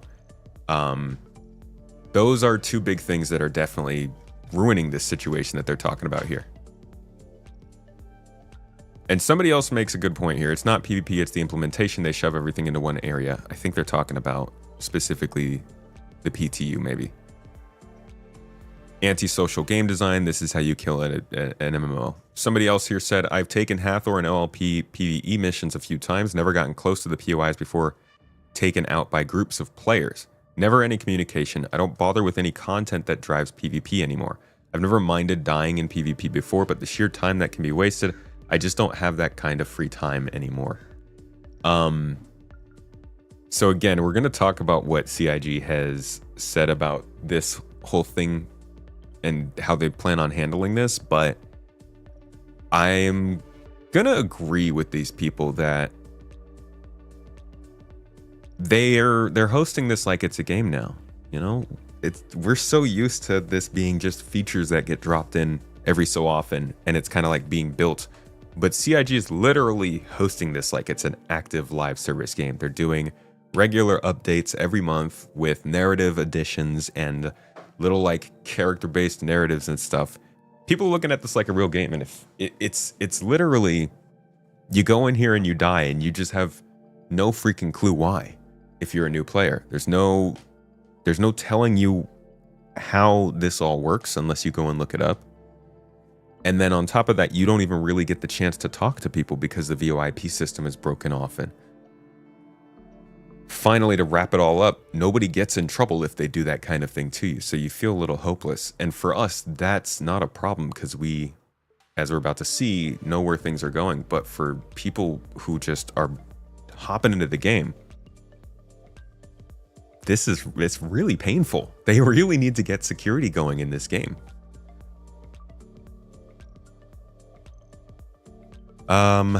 Yeah, so this person mentions like there are a lot of good reasons to avoid PvP. Rep is one of them. Rep not being really effective to people is just, it's a problem.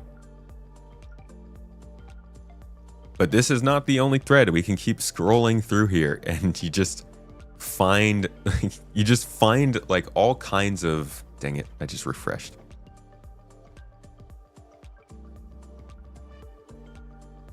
Maybe the problem is how hyperbolic the Spectrum player base is, but this isn't even Spectrum. This is Reddit, bro. You taking a step down from the hyperbole. There's another thread, I just passed it.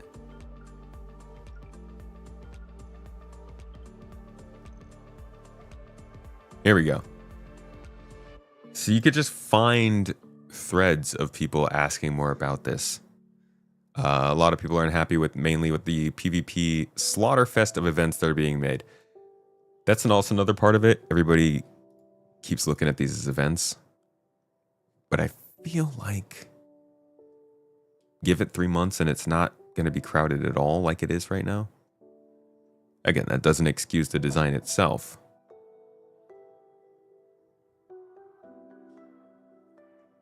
What the? These ads, man. Here's another one about murder hobos. We'll destroy this game.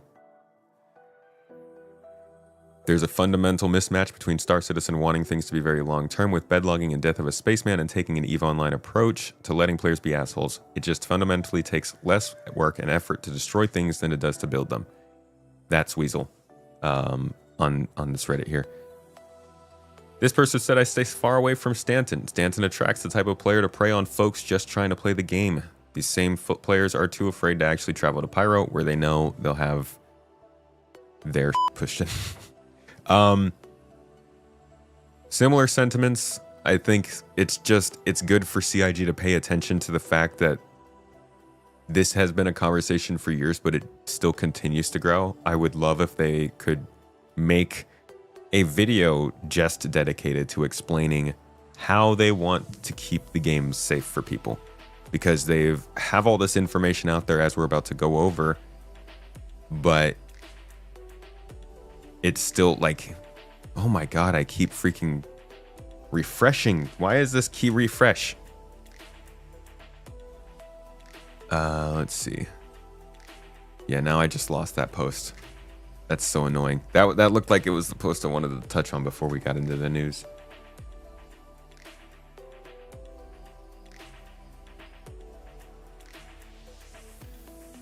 Whining about PvP incessantly will ruin this game. See, so it turns into just an overall debate back and forth, while CIG just sort of lets us hash it out.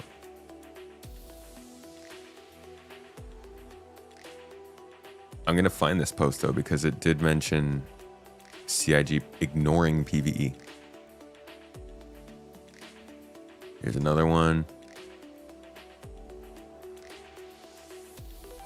And I'm not even diving into these to find them. We're just scrolling through this quickly, and you can see how much conversation there is surrounding this.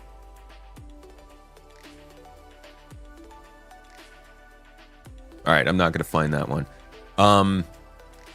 But yeah, then you have people telling other people that they're whining. And then you have somebody telling them to not whine. And then at the end of the day, everybody's debating over something that CIG has answered. PvE servers or optional PvP, somebody said. With the recent addition of amazing content like the research station and the sandworm, it's clear that Star Citizen is reaching new levels of immersion and depth. And I love that. It's the kind of PvE experience that I've been waiting for. But sadly, just like always, trying to enjoy these new locations gets ruined by random players who shoot you on sight, often for no reason. It's frustrating, and in my opinion, it's hurting the long-term health of the game. A lot of the incredible content CIG is building ends up being inaccessible or simply not worth the risk because of this constant fear of getting griefed. Dude, we're in such a phase of this game where they just don't have the systems to back up the game they're building. I mean, it would be crazy for them to change the instancing and all of that based around what's happening now when nobody cares about death. That is the most important part, in my opinion. It's like they need to get people to care about what actually happens to them now. There was a good talk with Todd Pappy back in the day. Let's see if I can just find it through searching here. Here we go. Yeah, we really need security. We need reputation.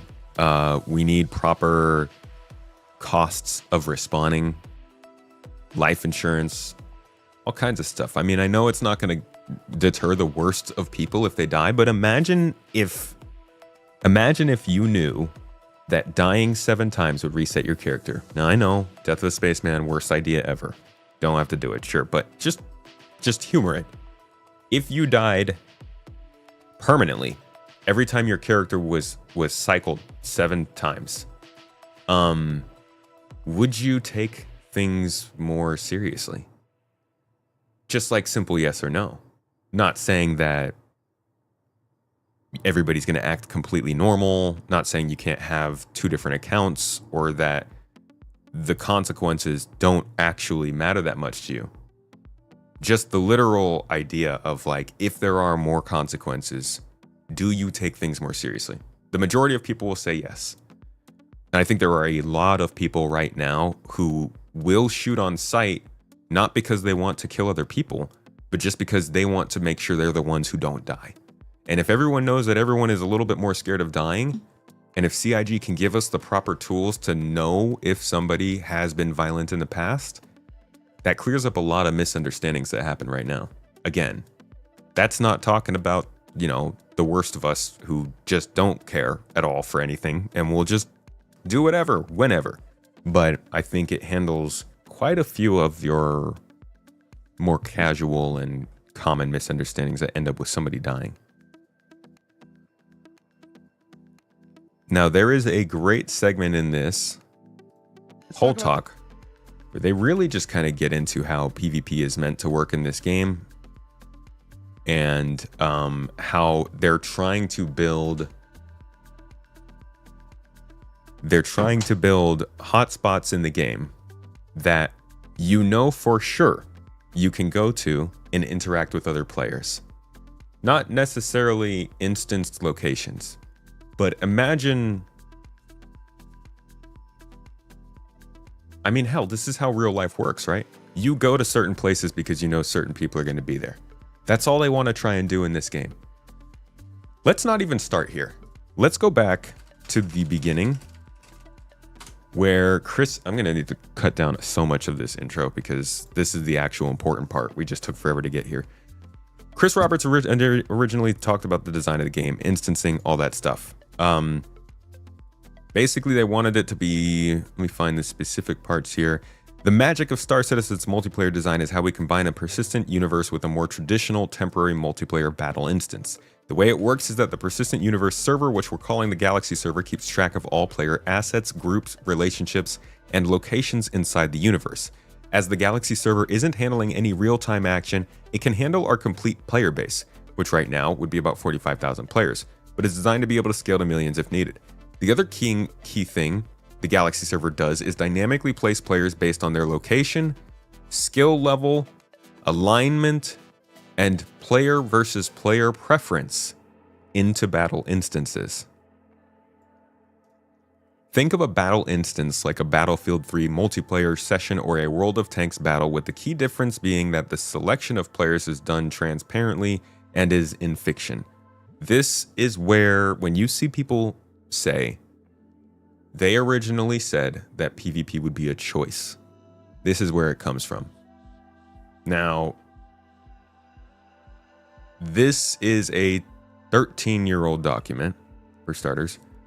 But this does show how the game is shaping up to be something different. And I made a video about that here. If you are a supporter, you can watch it now. It's right here. MMOs that allow... Shut up. Star Citizen is becoming what it's meant to be. If you're a YouTube channel member, you can check this out. I would give it a watch because it does talk a lot about this. And basically, back at this time, they wanted to split everything up into a bunch of instances where you would get thrown into a new instance every time you got to a place. And that instance could literally be a PvP instance. So I'm going to go down to the part where he mentions this kind of thing. All right, first he talks about here, you wake up in the city, you get your stuff ordered, you buy your cargo, and then you launch into space. If there are players already in orbit around the planet, then an orbital instance would be, if there are players already in orbit around the planet, there will already be an orbit instance created. If it's not full, then you'll be placed into one. If it is full, then a new one will be dynamically created again. So this would be like how Starfield works.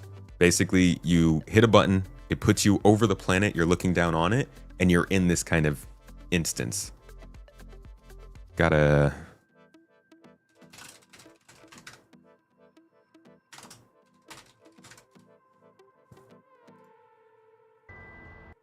It would work just like this. You'd load up in here, and you'd be able to fly around space stations, looking around. You could see the planet up from orbit.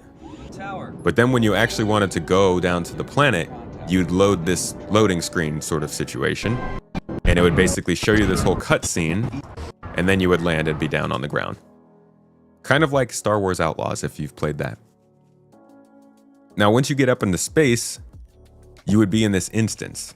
You could pull up your navigation computer and set a course for your destination. If that destination is several systems away, like Terra, the nav computer will chart a course through the relevant jump points. You'll be able to adjust this like on Google Maps. So if you choose to jump to a different system on the system map, it will reroute you and all that stuff, yada yada. Okay. So once you plot your jump, it will send you on your way. At this point, you've been handed back to the Galaxy server, which is determining whether you will encounter a hostile. Literally, if you're going to get interdicted while you're jumping. This would be someone that has tagged you as a point of interest or a predetermined encounter on the way, or if you're going to run across ongoing battle instance that is relevant to you. We actually saw that's going to be a thing in Star Citizen 1.0. These encounters could be with an NPC or a live player and are sorted on skill level, and also, which is important to all of you, that like a more single player experience and don't want to deal with griefers, based on your player versus player preference. So he says it again. So if you've set your game settings to be low PvP, and if you're in a relatively safe area, you'll likely have an NPC encounter as opposed to a PvP one. Of course, your ranking and any reputation you earn won't be the same with a PvE encounter versus a PvP. My hope is for this dynamic is that it will allow people to play Star Citizen in a safer, more single-player, open-world style, but as they grow in confidence and want to test their mettle against other real players, they can take the training wheels off and get into battles with real players. There will always be areas of the universe that no matter what your PvP setting is, will be PvP. These will be systems that are on the fringes of the policed galaxy and will be notorious for pirate and other illegal activity. They will also be the most lucrative areas if you can survive. Now, this did not happen because, as you all know, the game isn't instanced. All of this changed once they started with server meshing and decided the whole game was going to be one giant area. So instead of artificially limiting these things via instances, they're choosing to do it geographically. And that's what brings us to what Todd Pappy has to say about this a good 8 years later. Still kind of showing that they're on that same direction with this, but they're doing it a little bit differently than what that sounded like. But again, I think one of the most important things to notice here is that he says, if you've set your game settings to be low PvP, not no PvP, but low PvP, and you're in a relatively safe area, you'll likely have an NPC encounter. They don't rule out PvP, at least not in this. But anyways, on to what Todd was saying. Different solar systems are connected to each other. So, and obviously, hold on, this is really quiet because they be like that. PvP slider is, that's exactly. So we have certain hotspots, within the thing. It's about looking for them and are you turning off the monitored zones? Are you, basically out in the middle of nowhere? So, and if so, then I think it should happen there. Then we also obviously have like abandoned space stations and Jumptown and these Korea, the hotspots. Exactly. So we have certain hotspots, with. Notice he mentioned Korea. Korea is a dynamic zone similar to Hathor or Ghost Hollow, or all of these sandbox activity locations. That's what they're talking about here. The system that will, I still think they're 100% valid, and that people should be able to go there and try that out. It serves a double purpose. It attracts the people looking for it to those places, and it lets the people who want to avoid those places. Yeah, exactly. The problem is, besides the fact that like people are a little bit insane and they're just murdering everyone at these locations and they need to stop that, the problem is also that because of the state of the game we're in, where there isn't that much to do, and the way that the game is being advertised, which is that there are monthly events that are coming up with new content that everybody should try because it's so heavily advertised and it's the only new big thing that's flashing in front of everyone's faces, people who normally wouldn't be necessarily drawn to that content want to go to it because it's interesting and new and fun and exciting. And I don't think that's who they're building these for. Doesn't mean that they shouldn't be building other things for those players. I just think that they have a limited amount of content that they can put into the game, and this is the content they're choosing. And just like any other time in Star Citizen's lifetime, that feels like you're ignoring other people's gameplay to those people. And and ideally in the star map in the future, where you kind of see where like hotspots of of activity, and then that kind of can gear your, or at that point in time you can choose your route, with that information. So in the past, I know that we've talked about like a PvP slider, and we're not going to have anything that's player facing, but obviously for us as developers, we still want to be able to tune, how much, if the players are gearing more towards PvP, based off their actions, then that's more of the content that we would be pushing towards them. whether those be bounties or assassination missions or those types of things. Okay. But if the players are not geared towards that, then that to me is basically their choices matter, in kind of the content that we're providing towards them and pushing, towards them. So, and then as far as, even just how the fights play out. So let's say you and I are fighting PvP, and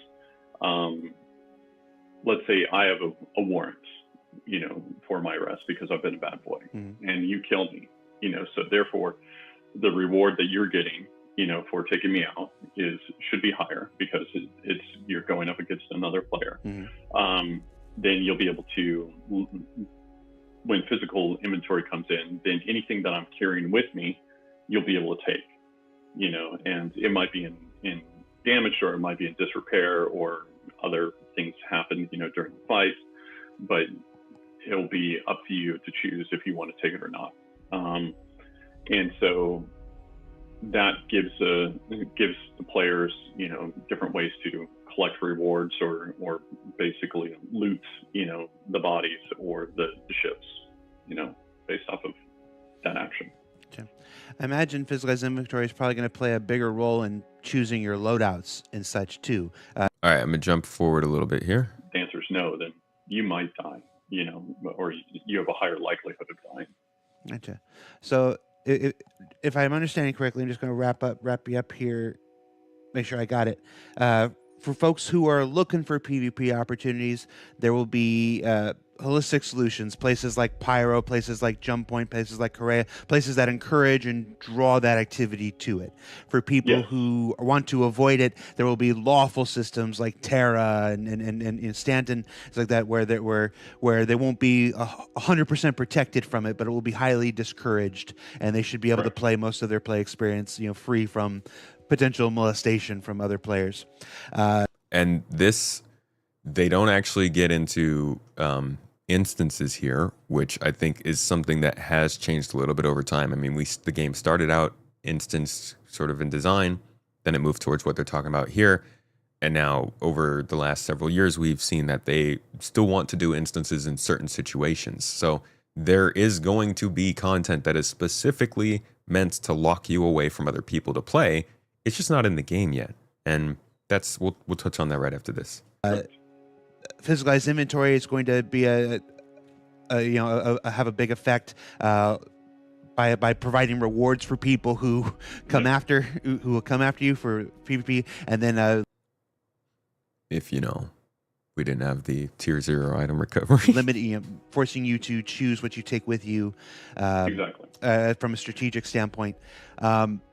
And then the green and basically the green zones. So we will be adjusting the way that the green zones work and making them more law-based. So, if you do act up in the city, then there's turrets that are there, or security comes after you. So, Okay, this is what I'm still confused on because of that whole thing about Hurston won't have reputation because you shot one of them and we don't want them to shoot you in the city.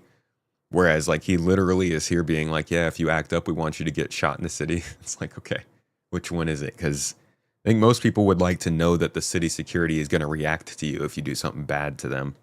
I hope they clarify that again soon. There's turrets that are there, or security comes after you. So, there's other aspects like that will come into play. So there will always be the potential for PvP in these safe places. It's just the folks who want it will have to really work for it. In those lawful places, like in the heart of the empire, correct, and stuff. Correct. Now, this is something that people are happy to hear because it sounds natural and game-like, but this is also something a lot of people will tell you just simply won't work because players will be players and they'll do whatever they can to ruin other players' days. And I do think that no matter what, a system like this will miss edge cases, and the question becomes, is it worth possibly having those kinds of edge cases to have a cooler system? Because a lot of folks would just say, no, this isn't going to ever work. Players will never allow this kind of a natural gamified system to work to do this. It seems like it kind of works in other games, but I haven't played any other games super in depth that does stuff like this. I guess like a GTA Online maybe, or Eve or Elite Dangerous. I have heard that it works fairly well in Eve, but Eve also has some different systems that make things, the time dilation stuff, and also I've also heard that it doesn't work well in Eve, so you never really know. I don't have personal experience with a system like this working, but I do think that they should go after it if that's what they set out for, rather than chickening out. Rig, though, over here with the 5 memberships. Whoops, that's the wrong one. 5 memberships on YouTube, Mr. Rig09.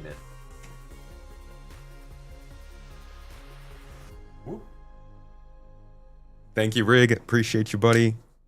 Y'all, give a shout out to Rig. He did an amazing job over the weekend with the mission that we ran. Battling with the Idrai, the Elbases.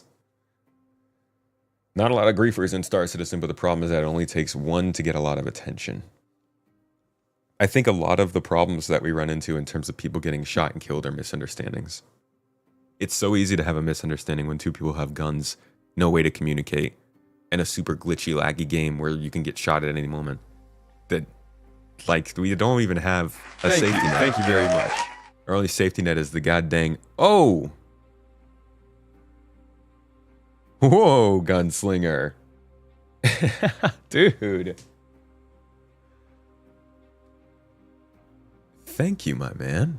Wow. All right, gunslinger, up on Twitch.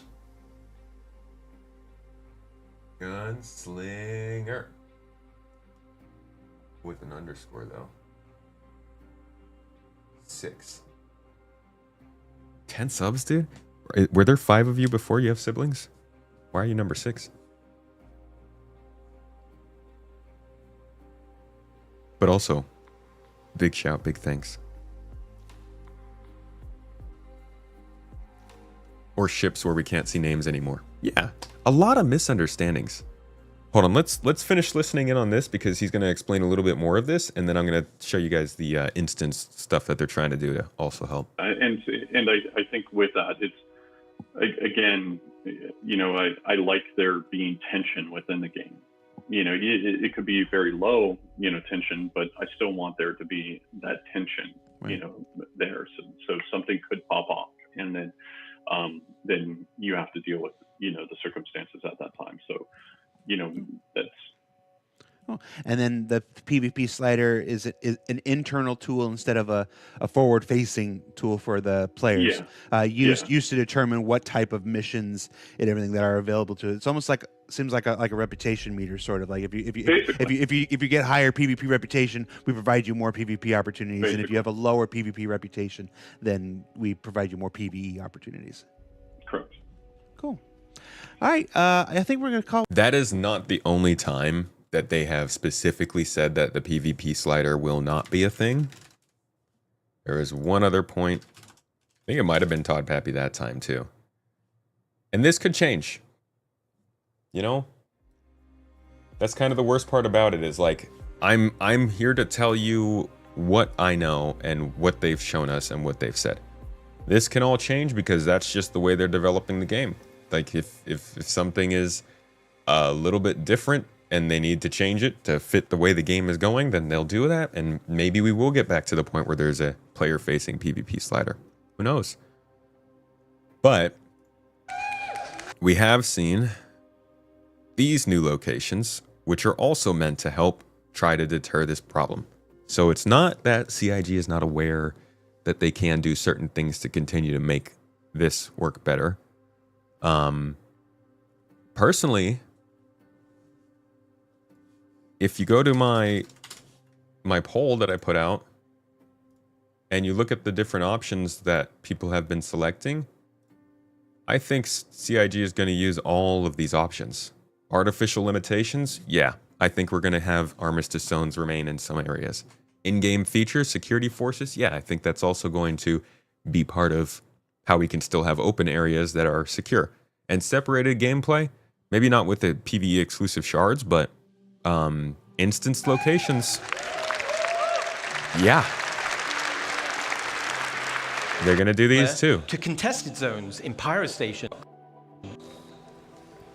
And the municipal works will have spaces like maintenance, filtration, and the sewer network. Which is what we're seeing here. It's a very exotic place. So down here, it's an open world sandbox for you and other players, very similar to contested zones in Pyrostations. It's an area to do local missions, like exploration, repair, or even pest control. But the main purpose is provide access to the depths. And these will be instanced areas. So, what is an instance area? Well, an instance area works in the same way as an instanced hangar. And as the name says, it's a separate space for you and your group. But why do we want to do this? This gives us the ability to create tailored missions that will provide a mixture of content like combat or exploration or puzzle gameplay, and fundamentally allows us to design challenging, meaningful content.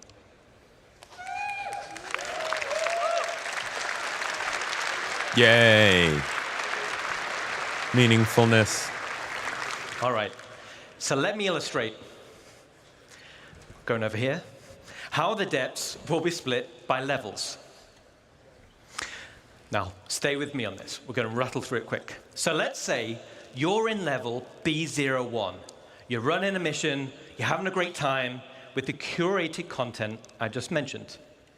But down here, you'll have to do a variety of content over a period of time and over multiple play sessions. At the end of the mission, you'll find an access point, which will bring you back to the landing zone. And you'll do this loop multiple times with different mission content. After achieving the required amount of progression, your access level will be upgraded.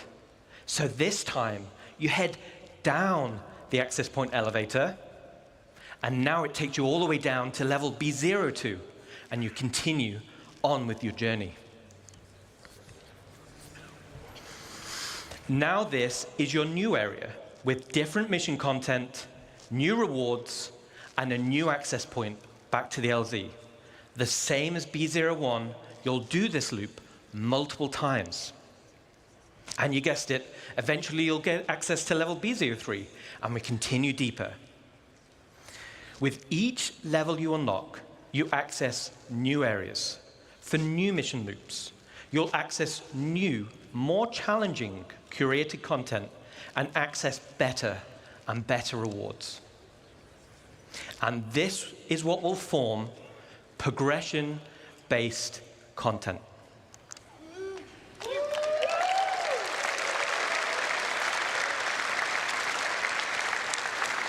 Never heard of progression-based content before, dude. Hell yeah. So as I just described, was a very condensed version of an actual play sessions, but this still describes the unique gameplay experience. Landing zone areas which will offer long-term gameplay progression. So that concludes this section on gameplay spaces for landing zone. All right. We're excited. So that's a talk kind of about this whole area. This is them basically creating more gameplay for our corp, because, like, you know, it's kind of missing a lot of ground. It's also them, I think, testing out the first version of what they have planned for these instanced areas. They basically act like our hangars right now, where you can walk into them through an entrance that anybody can see, but once you enter them, you're cut off from everybody else, kind of thing. So not quite like contested zones, more like the persistent hangars we currently have. Sorry, that's kind of loud. It's very loud.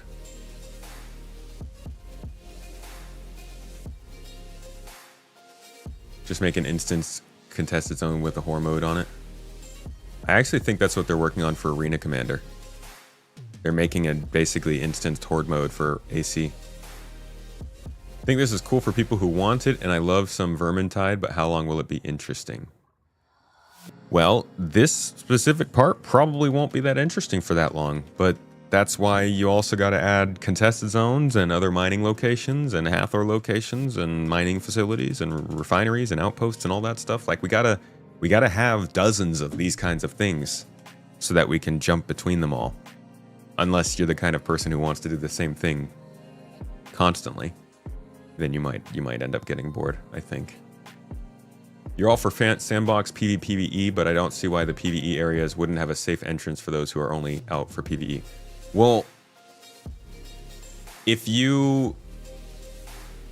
Okay, so let's say that they put these locations out somewhere in the game, and they say you have, like, you can't make the whole thing PvE. What would be the solution?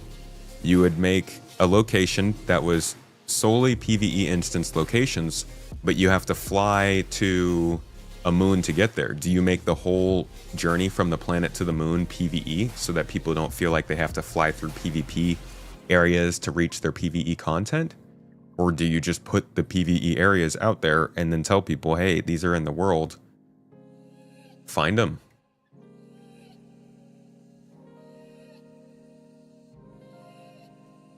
There's got to be some point at which there is risk. Otherwise, you just got to play Arena Commander at that point, I would think.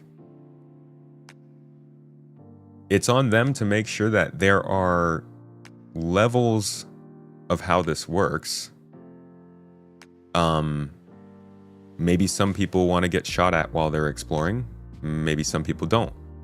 I think there should be exploration opportunities in locations where you might get shot at, and exploration opportunities in places where you don't. If they're, you know, putting that stuff together. Just at the landing zone. But the landing zone's not even going to be landing zone is also going to be a place where you can interact with other players. Secured space lanes. So how would a secured space lane work? Would it be like you can't use your guns, you can't use your salvage beams, you can't use your tractor beams, you can't use your mining lasers, and they would be like in between space stations and planets, but then certain space stations wouldn't have them? Why make it sandbox instead of just missions? You could do research horror mission that is instance, kind of like an escape room. Why make it sandbox instead of missions? I'm guessing they're going to have missions for these locations.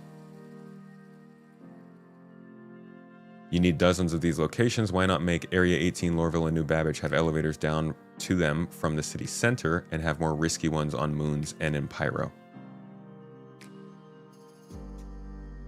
Could do that. Did they specify here that the city won't have...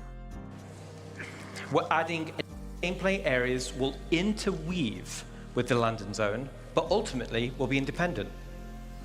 So for Area 18, let me introduce you to the actual municipal works, which will be an open world sandbox area for all players as the depth.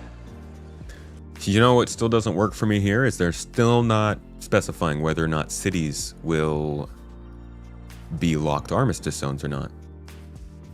I still just can't get past the idea that we won't be able to even heal each other in cities if that's what they decide to do. So this would all be assuming that cities remain as armistice zones, as green areas, but what if they did not?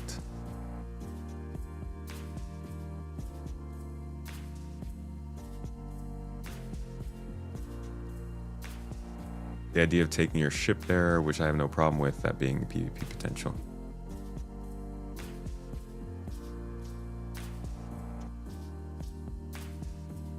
I'm not going to show any leaks on here. I think there should be easy to get to content from cities. I'm just not sure about artificially protecting it unless the city is also artificially protected. In which case, yeah. Then the access points to these could definitely be safe. But that all depends on what they end up doing with the city.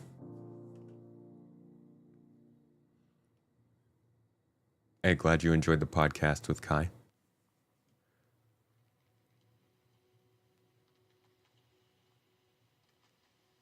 So yeah, this is really mostly what they've talked about, and at the end of it all, I think everybody's got some valid reasoning going into this, but I think it's just another one of the problems with Star Citizen, and that is that the game isn't ready, but we're playing it, and so it doesn't play correctly, and it kind of sucks at times, and people want CIG to change it so that it makes more sense for now. CIG doesn't want to because they have these plans, but they can't effectively communicate that to everyone, so the conversation just keeps going in circles.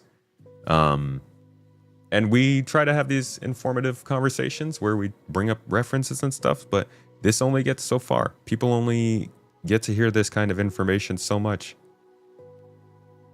And at the end of the day, it's just a never-ending cycle of Star Citizen debate over things that haven't even been implemented yet.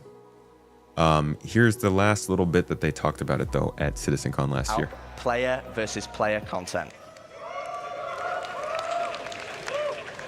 As you know, 1.0 will contain 5 star systems, 3 of these being lawful in Stanton, Castra, and Terra, and 2 of them being unlawful in Pyro and Nyx. So what's the difference? Let's take a look at Stanton. Lawful systems will be a mixture of high, medium, and low security areas. Each of these areas will be monitored by law enforcement agencies. And depending on the location, will dictate the emergency response time, with high-sec areas being the fastest. Initially, this response will be measured, but over time will escalate to overwhelming force. This means if someone is attacked, if they can just hold out for a short duration, help will be on the way.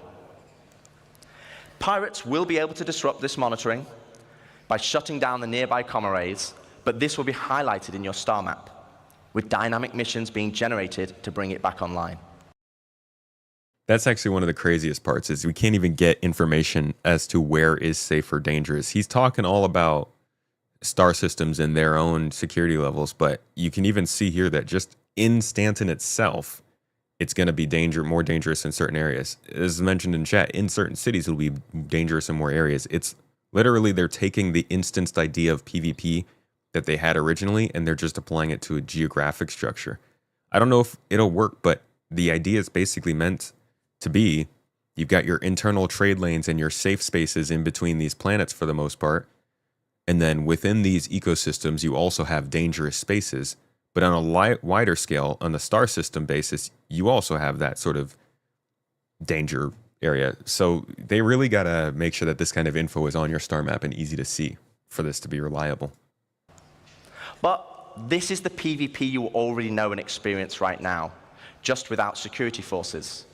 But before we jump into an unlawful system, let's explore what options you have if you pirate a ship. All right. So that basically wraps it up. Really just wanted to once again highlight just how much of a debate this is, and it will continue to go on. I know this doesn't do anything to help with it, but the more we can kind of share what they've said about this stuff, you might believe it, you might not, but at least that's what it seems like they're trying to work towards. And they really got to get that. I'm thinking 4.3, 4.4. They need to add something security-based or reputation-based to start helping with these problems, because it's only going to get so much worse when we start getting things like base building in the game, engineering into the game. Everything that is making everything more high stakes is going to be such a pain with this kind of culture. But yeah, leave beautiful thoughts and lovely comments and happy things to say to each other below. Haven't even seen all the panels of last year's CitizenCon? Well, that's a good one to watch, the 1.0. They go over a lot of good info there. Greetings from Europe. I think it depends on the players. They made the wonderful Hathor loop, but as you did see, there are players who only had fun killing others and not being part of the loop. In the end, we will see how it works if players like the idea to overcome the restrictions for killing other players. Yeah. You're right about that, Pepper. Base building versus A2. As long as you build your base in Stanton, you'll be safe from A2s.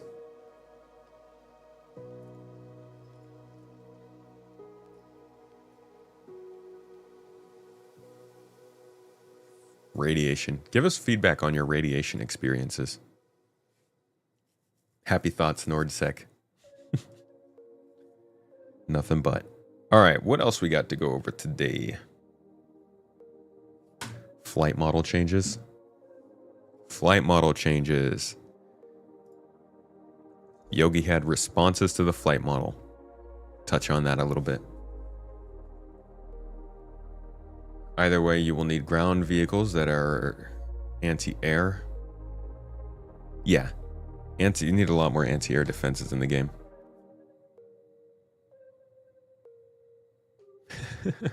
Brave going over the flight model changes.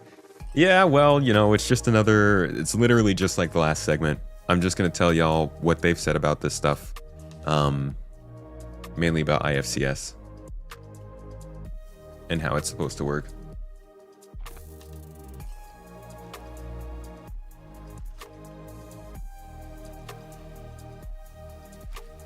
Planning on having a little ironclad deep in space as your base. Not a Kraken? Yeneb?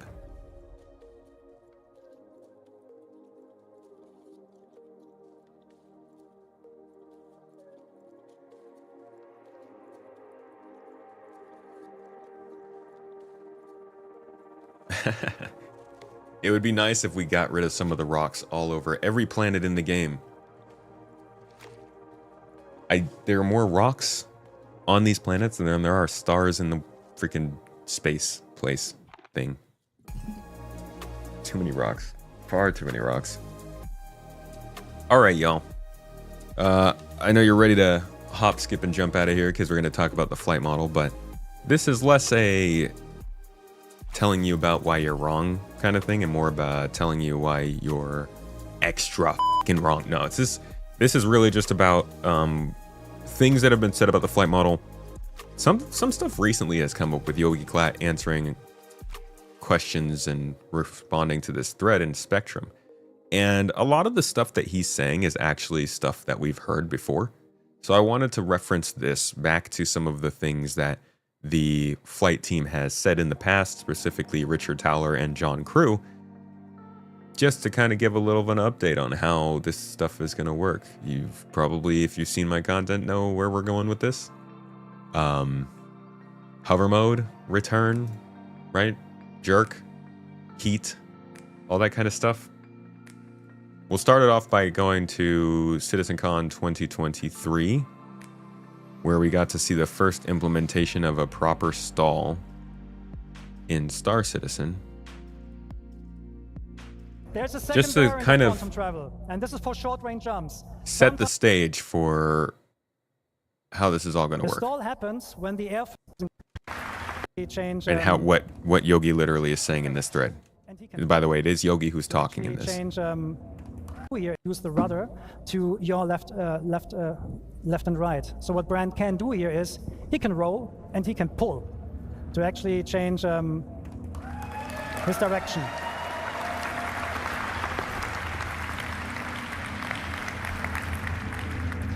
Okay, so just for this demo, we added a button.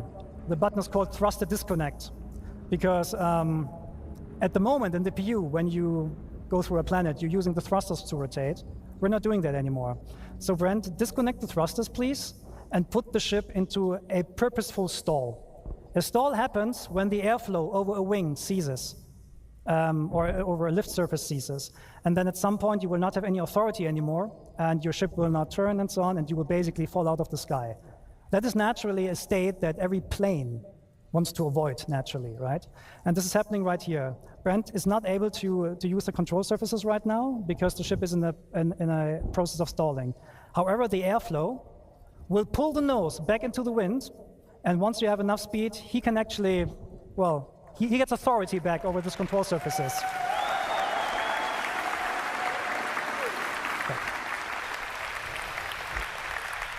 That means for you as players, what you can actually do, you can do aero braking, you can do pure gliding if you want to. You can even do like competitions like, I don't know, like drop ships out of orbit and then see how far they glide. This is all possible with a new system. So let's talk about the problem, how do you come to a stop now? To come to a stop with the new system, you need to purposefully put the ship into a stall. But don't worry, when we don't have the thrusters disconnected, IFCS will help you. So you're gonna bring down the speed more and more until you're reaching stall speed, which is about now. And then the thrusters will kick in and catch you. So you can actually see on the MFD until there. You're reaching stall speed with new system. Let me see. How do you come to a stop now with a new system? Like drop. So he's using, hold on, let's go all the way back. What you can actually do. So you can see on the MFD that he's not using fuel right now. Braking. You can do pure gliding if you want to. You can even do like competitions like, I don't know, like drop. It changes a little bit though. You can see how the thrusters kind of kick in a little bit. What you can actually do, you can do aero braking. You can do pure gliding if you want to. You can even do like competitions. And then again right there. So you can see that that's active. Until you're reaching stall speed, which is about now. And then the thrusters will kick in and catch you. That means, however, you are now in a state that the thrusters don't like, right? So at the moment we have turned this up, but in the future you will not be able to hold this for long. So if Brent, for example, now from a hover, strafe is left, more left, more left, more left. The wind flow again pulls the ship over, and you go forward again. So the important bit there, Alan, thank you for the super chat on YouTube. Perfect game win. Keep waiting. The significant bit there was what he mentioned with the thrusters. More left. So at the moment we have turned this up, but in the future you will not be able to hold this for long. So if Brent, for example, now from a hover. So the idea that our thrusters are super powerful in this game ruins a lot of stuff. If you see a ship maneuver, it can look a little jerky. If you see it in atmosphere hovering, it looks very like segmented and not natural. If you yourself try to like slowly roll your ship, it's so just like not peaceful. Now, what you can actually do to replicate kind of what's going on here in game already is we hold right Alt and scroll the mouse wheel, and it'll lower your acceleration limiter, not your speed limiter, but your acceleration limiter, which basically lowers the jerk value of your thrusters. They can't accelerate as quickly as they could before. So your rolls will be slower. It'll take longer to slow down. You even have to fight gravity a little more with your thrusters. But that's not where the flight model is going to go. Like he mentioned here, it's going to be all about whether or not you're using aerodynamics or you're using thrusters when you're in atmosphere. And aerodynamics won't be a problem for ships like a Gladius or an Eclipse or anything like that. But when you're in a ship like a Caterpillar or, I don't know, a Polaris or an Idris or something freaking huge that shouldn't just be floating in the air, you're going to have a lot more trouble just kind of sitting like that. And originally they used hover mode to try and solve that problem. But that was, as we talked about in the video, oh man, we really talked about that a lot now. That was the wrong solution for the problem that they had. And we'll watch a video in a little bit where John Crew himself says that. Like, they understand hover mode was not the right way. What hover mode did was it made it so that you were always shooting your thrust straight down, and basically you could do that for an unlimited amount of time. You would just need to hold your balance. Where I think the problem was there was that we should be able to hold our thrust in whatever direction we want, but we should have a consequence from it, right? You should be able to point your ship straight down because the maneuvering thrusters can do that. They just only do it for a certain amount of time. And hover mode basically just applied this rule that said, no thruster can do anything except for hold you facing exactly straight up, which is not how these spaceships work. So instead, they're changing it to a model where the thrusters can support you doing those things. It's just that you're going to have consequences, wear and tear, engineering problems, or full-on ship failure. That means you're going to fall out of the sky when you do that. And you can see Players literally ask about that with this kind of stuff, because why are ships still floating around like this? Big ships should not be approachable. There should be a learning curve to piloting larger ships. Physically motivated propulsion model. More dimensionality to ship lift. Standard thrusters, VTOL, dynamic lift. This is like the kind of stuff people are looking for them to talk about. So if we look through the thread, geez, too many tabs. If we look through the thread that actually brought all this up in this, where we got a lot of answers from Yogi, really appreciate that. We do get a lot of answers from devs in these kinds of threads.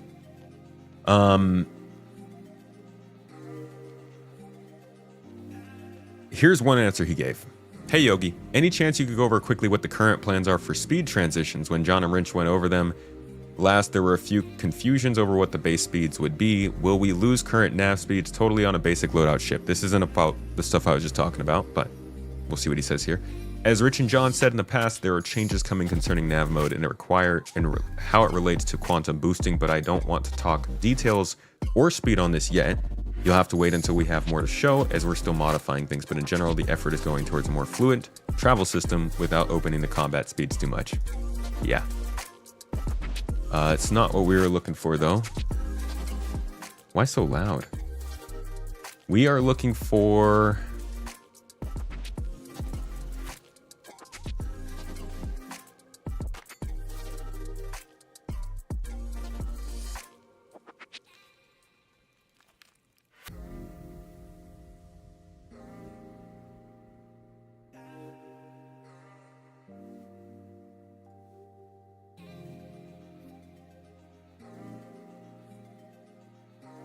Sorry guys, just pulling these threads up.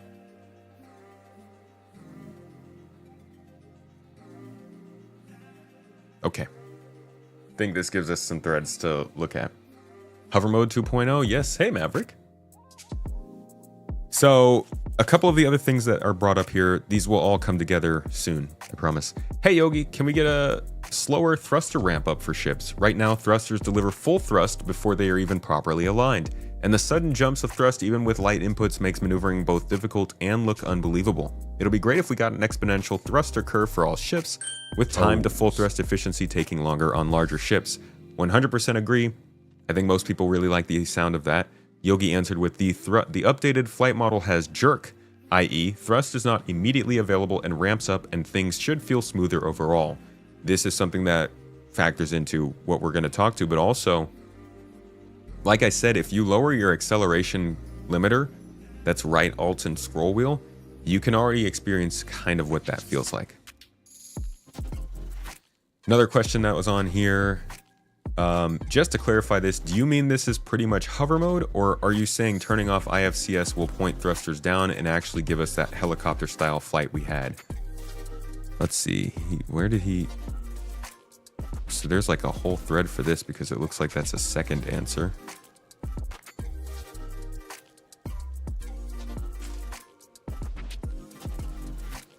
Okay, so it must be on this.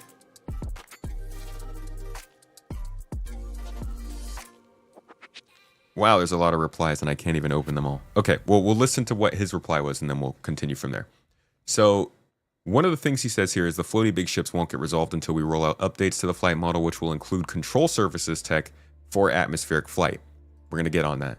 The general ability of ships to float is simply driven from their ability to counter gravity. It's a bit of a between a rock and a hard place situation. We don't want to hamstring the ships so that we can't take off, but at the same time, we also dislike ships hovering with their nose down indefinitely.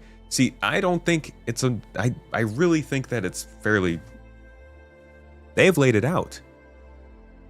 You got stronger thrusters on the bottom of your ship, right?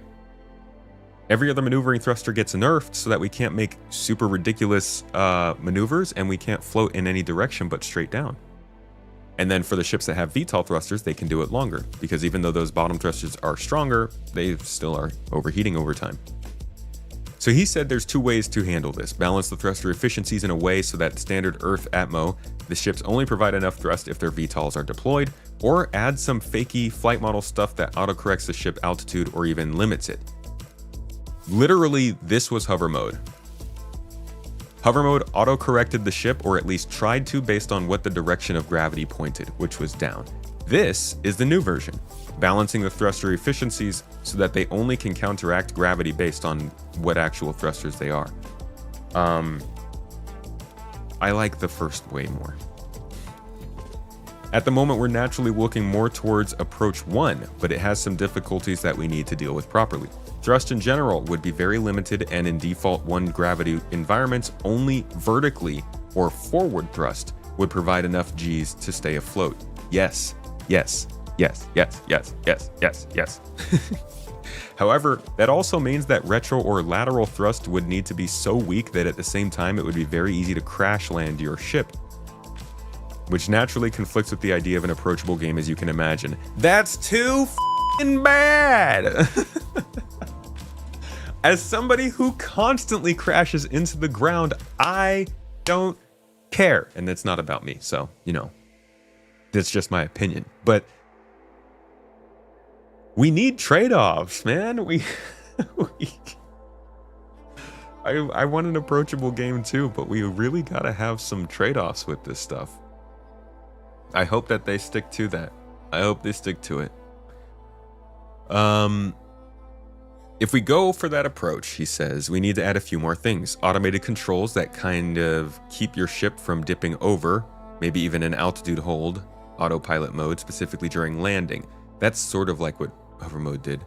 A reliable indication of your thrust to weight ratio against gravity that takes cargo weight into account so that you don't have to try and take off or land overloaded. That's also very useful. These are great UI things we're going to need. And some more help during landing so that players can easily, without going nose down. Right. A 3D landing UI, I think, like we used to have, would be great.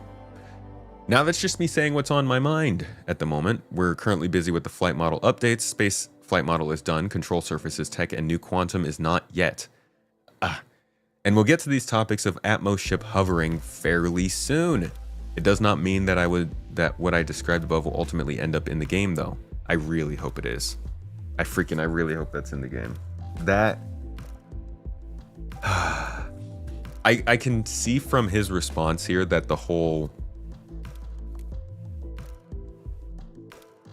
I was really obsessed with this whole thing of like, hey, we're making certain ships that work better in atmosphere and certain ships that don't, and therefore you will need to pick the ship that would work for you, you know? And like, I want them to be just have the balls to be like, if you struggle flying in atmosphere, then just get a hull C and stay in space and make your money. I really want them to feel comfortable limiting us to the gameplay that's most comfortable for us, rather than just making sure that everything is equally accessible. So I hope they stick to that, to this first model, and they can pull through with what they're trying to do, and it can have reasonable trade-offs for flying in and outside of atmosphere. Now, what the other person asked about this was a little follow-up question. Let me see if I can find it now.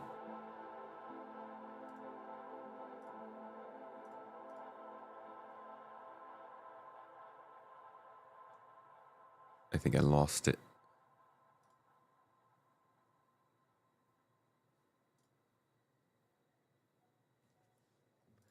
I did see one here though. Yogi said, or sorry, Waffle Insanity said, hover mode never had the time to cook.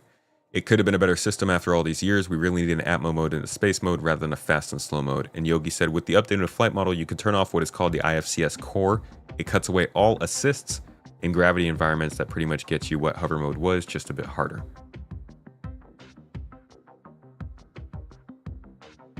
See, what my problem with hover mode was that it, like, when I tipped over, it didn't disable IFCS, it would still kick in.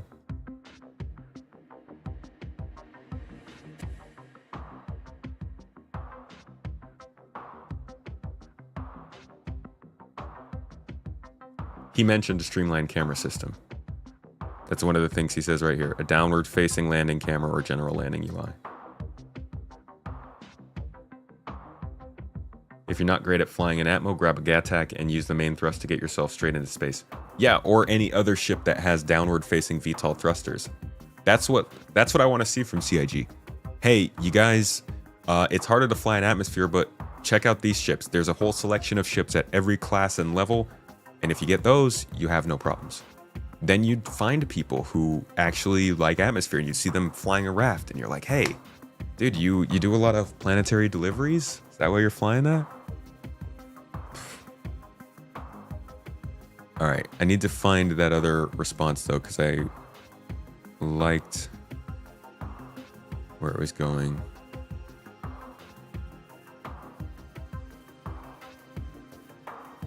Waffle Insanity, what do you mean the vastly improved inventory kiosk, man?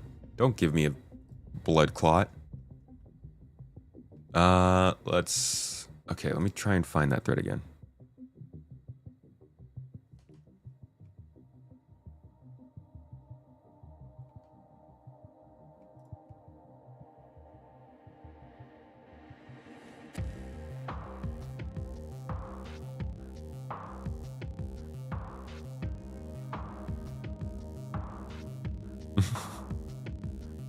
This person said, I think we're all well aware that the game doesn't do everything perfectly yet.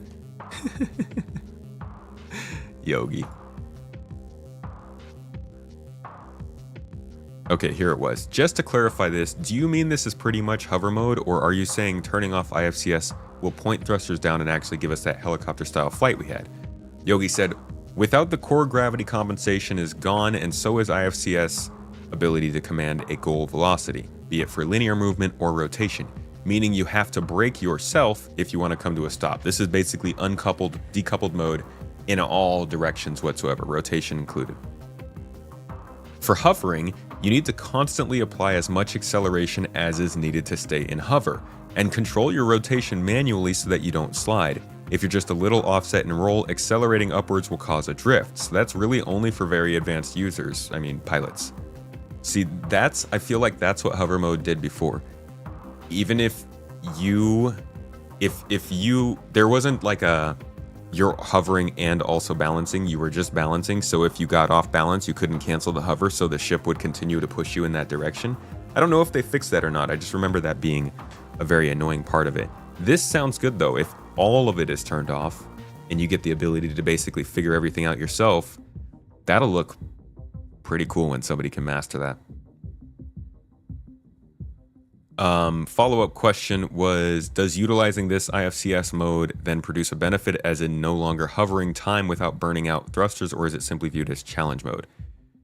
He said that's a bit too complex to be useful. You'll not be able to use a per thruster output limit, as that would make the ship just unstable to the point of being unusable. That's like decoupling the front wheels of a car, but the acceleration limiter still exists, so you can scale the whole thrust output down if you want.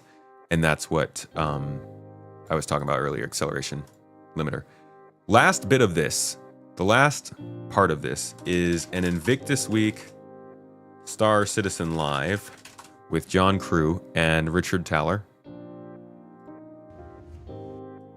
Not this one.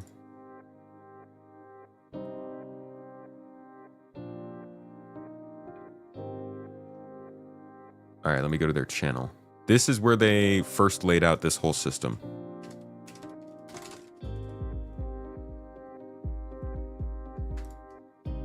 Now you get to hear it from the mouths of the guys themselves. Yep. So we have a few ships in the pipeline that make use of them. Things like VTOL made things like VTOL and 3118. Sorry, wrong browser.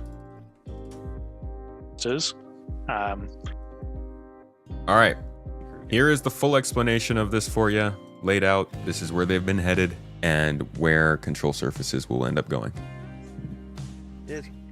All things in their time. Let's see. Regarding flight physics on planets, things like VTOL mode sort of lose meaning when you can just hover upside down or nose pointing at the ground. Why does it make flying easy, especially for things like the Prospector? While it does make flying easy, especially for things like the Prospector, it does break immersion. Are there any plans to force ships to stay close to horizontal at slow speeds? This would also affect ground combat and make it more necessary, as you wouldn't just be able to point straight down at targets.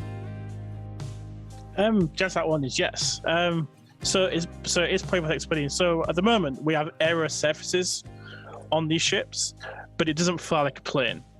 So they're still driven by the thrusters, but we do change them based on the planet they're on. So they do lose some power in atmosphere, but the thrusters to generate the performance in space have to be set in strengths. It has to generate the accelerations that we require in space. And then when you fly in atmosphere, you lose some efficiency, but we still need the strength of the thrusters to be able to push the ship through the air. And actually pushing aero surfaces through the air takes a lot of strength to be able to do that. So we are limited in terms of, to get the maneuverability in atmosphere currently, we still need quite strong. Well, we still need quite strong thrusters, which means you can hover quite easily, but that's not always going to be the case. So in the future, we are going to move towards control surfaces, and this is going to allow us to move the movement of the ship from thrusters to aerodynamics. So it's going to be the aerodynamics driving the maneuverability of the ship in atmosphere, and then the thrusters are just going to help a little bit. They're going to help just move the ship and allow the thruster layouts to kind of do their work, but it's not going to be the primary source. So if you're flying a Gladius, for example, and you go really slow, it's just not going to have the power to kind of keep it up. And that's where the VTOL ship's going to come in, where they can transform and fly in VTOL and hover, and that's where they'll have the advantage. But we need to add control surfaces first and work out how we do all the controls with that as well, because it's quite a complex problem to solve. Without going full flight simulator, for example. Right. Didn't we do some version of this before with adding the old hover mode? Yeah. Right. To an extent, yes, but that sort of tried to solve the problem in a different way, and some people liked it, a lot of people didn't like it, and it was the right idea with not quite the right implementation. Another thing we can look at when all the stuff Richard talked about is heat. We don't really use heat at the moment because the way heat works in our game is not how we want it to work long term, and this is something with a resource system that is being entirely redone. But for ships that, like a Gladius, as well as needing that control surface to keep up in the air, like if you're not going fast, those thrusters can start overheating as an extra penalty, because in reality you could just upend your Gladius like that and balance it on its main thrusters, but because they're powerful enough to do that, so they should be powerful enough to do that, but they're going to be working so hard that heat is going to build up, and we can cause intentional problems doing it that way to stop. I've seen people landing their Scorpiuses on the wings that way, and that sort of stuff will start being a lot more rare. Like a Gunstar in Last Starfighter. Yeah. So it's not a new thing per se. It's something that they've wanted to do, just like so many other things in Star Citizen. And I think we're getting close to a point where this is going to become testable by us. There's already people finding signs of this IFCS core mode being disabled in the game files, and Yogi's talking about it here. I think it's something that we'll be seeing probably in the EPTU sometime soon. So that's really most of what we know about where the flight model is going, at least as far as this whole atmospheric flight hover mode stuff.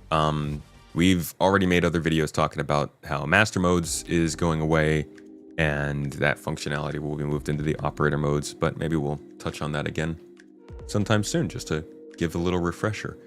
But yeah, this was your hover mode, your heat, your control surfaces, your atmospheric flight, and what we know about it. Thanks, Yogi. And thank you all for watching. And I think that's... I was going to do a little look at the engineering Q&A, but I don't think we have time today. We got to get to doing some stuff, folks. Got a lot of things to do as we get ready to head back to Turkey on Wednesday. As I mentioned, this is likely last stream from here for a little while. So say goodbye. Beautiful. Mrs. Tomato did a great job with this one. Anything good today?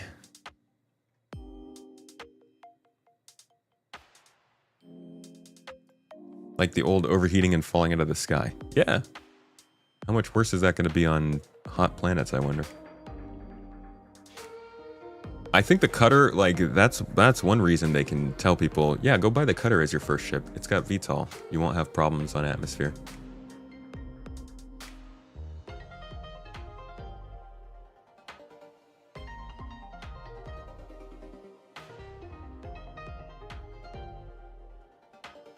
Thank you, Astro. Appreciate you. Yeah. Turkey, the country. We spend our summer there with my wife's family. Enjoy your summer with your niece. Thank you. Yeah, our niece is like really big part of why we like to go back. Engineering preview this month. Oh, I hope. That would be cool. I don't know. They're being a little cagey about it. Cutter is the best ship in the game. Cutter's a great ship. So good that they suggest it instead of the actual starter ship. The starter price packages.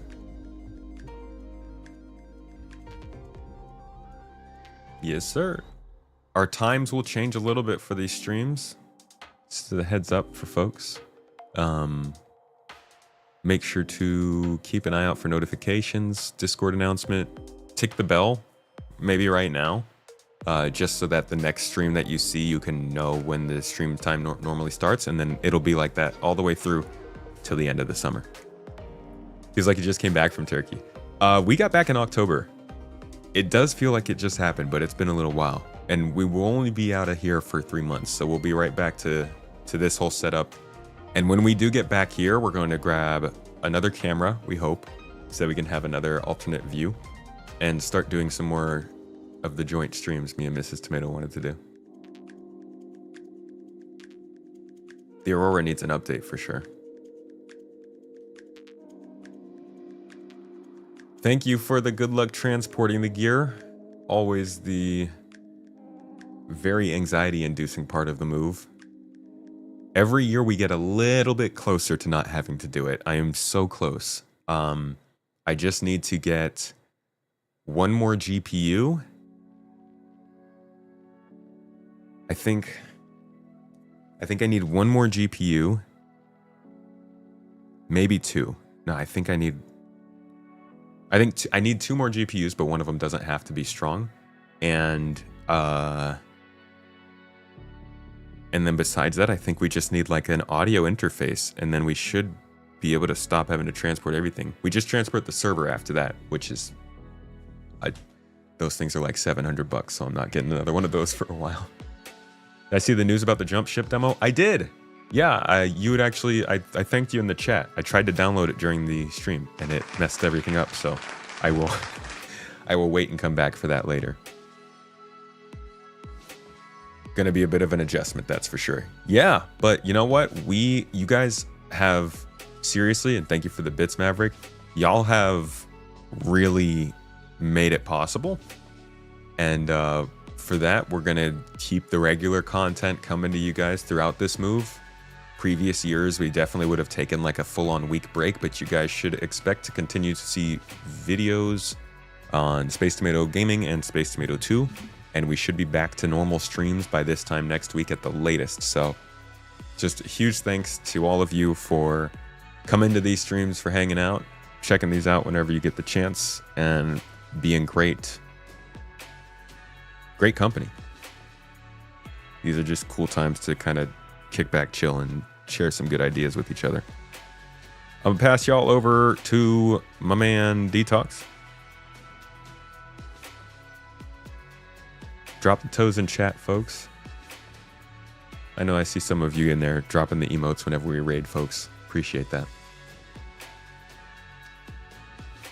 For some reason, the podcast was not off the members only status this Sunday. For some reason, I was a member. My buddy said it's usually always Sunday. It comes out Sunday at midnight our time. So usually the podcast is released on Monday. It should be out by now, though.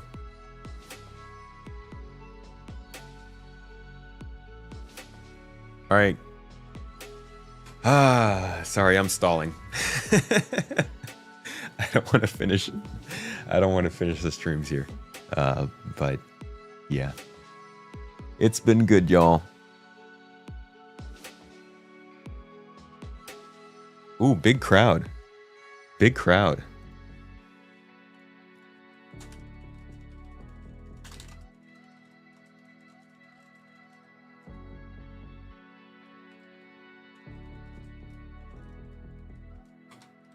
All right, guys, let's go in there and make some noise in the chat. Drop the toes, folks. Represent.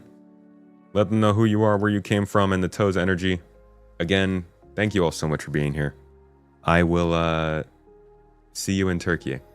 Have yourselves a wonderful day. Treat yourselves well. Do something good for yourself. Eat something you love. Hug somebody you love. Have a great one. Be good to yourself. See you later.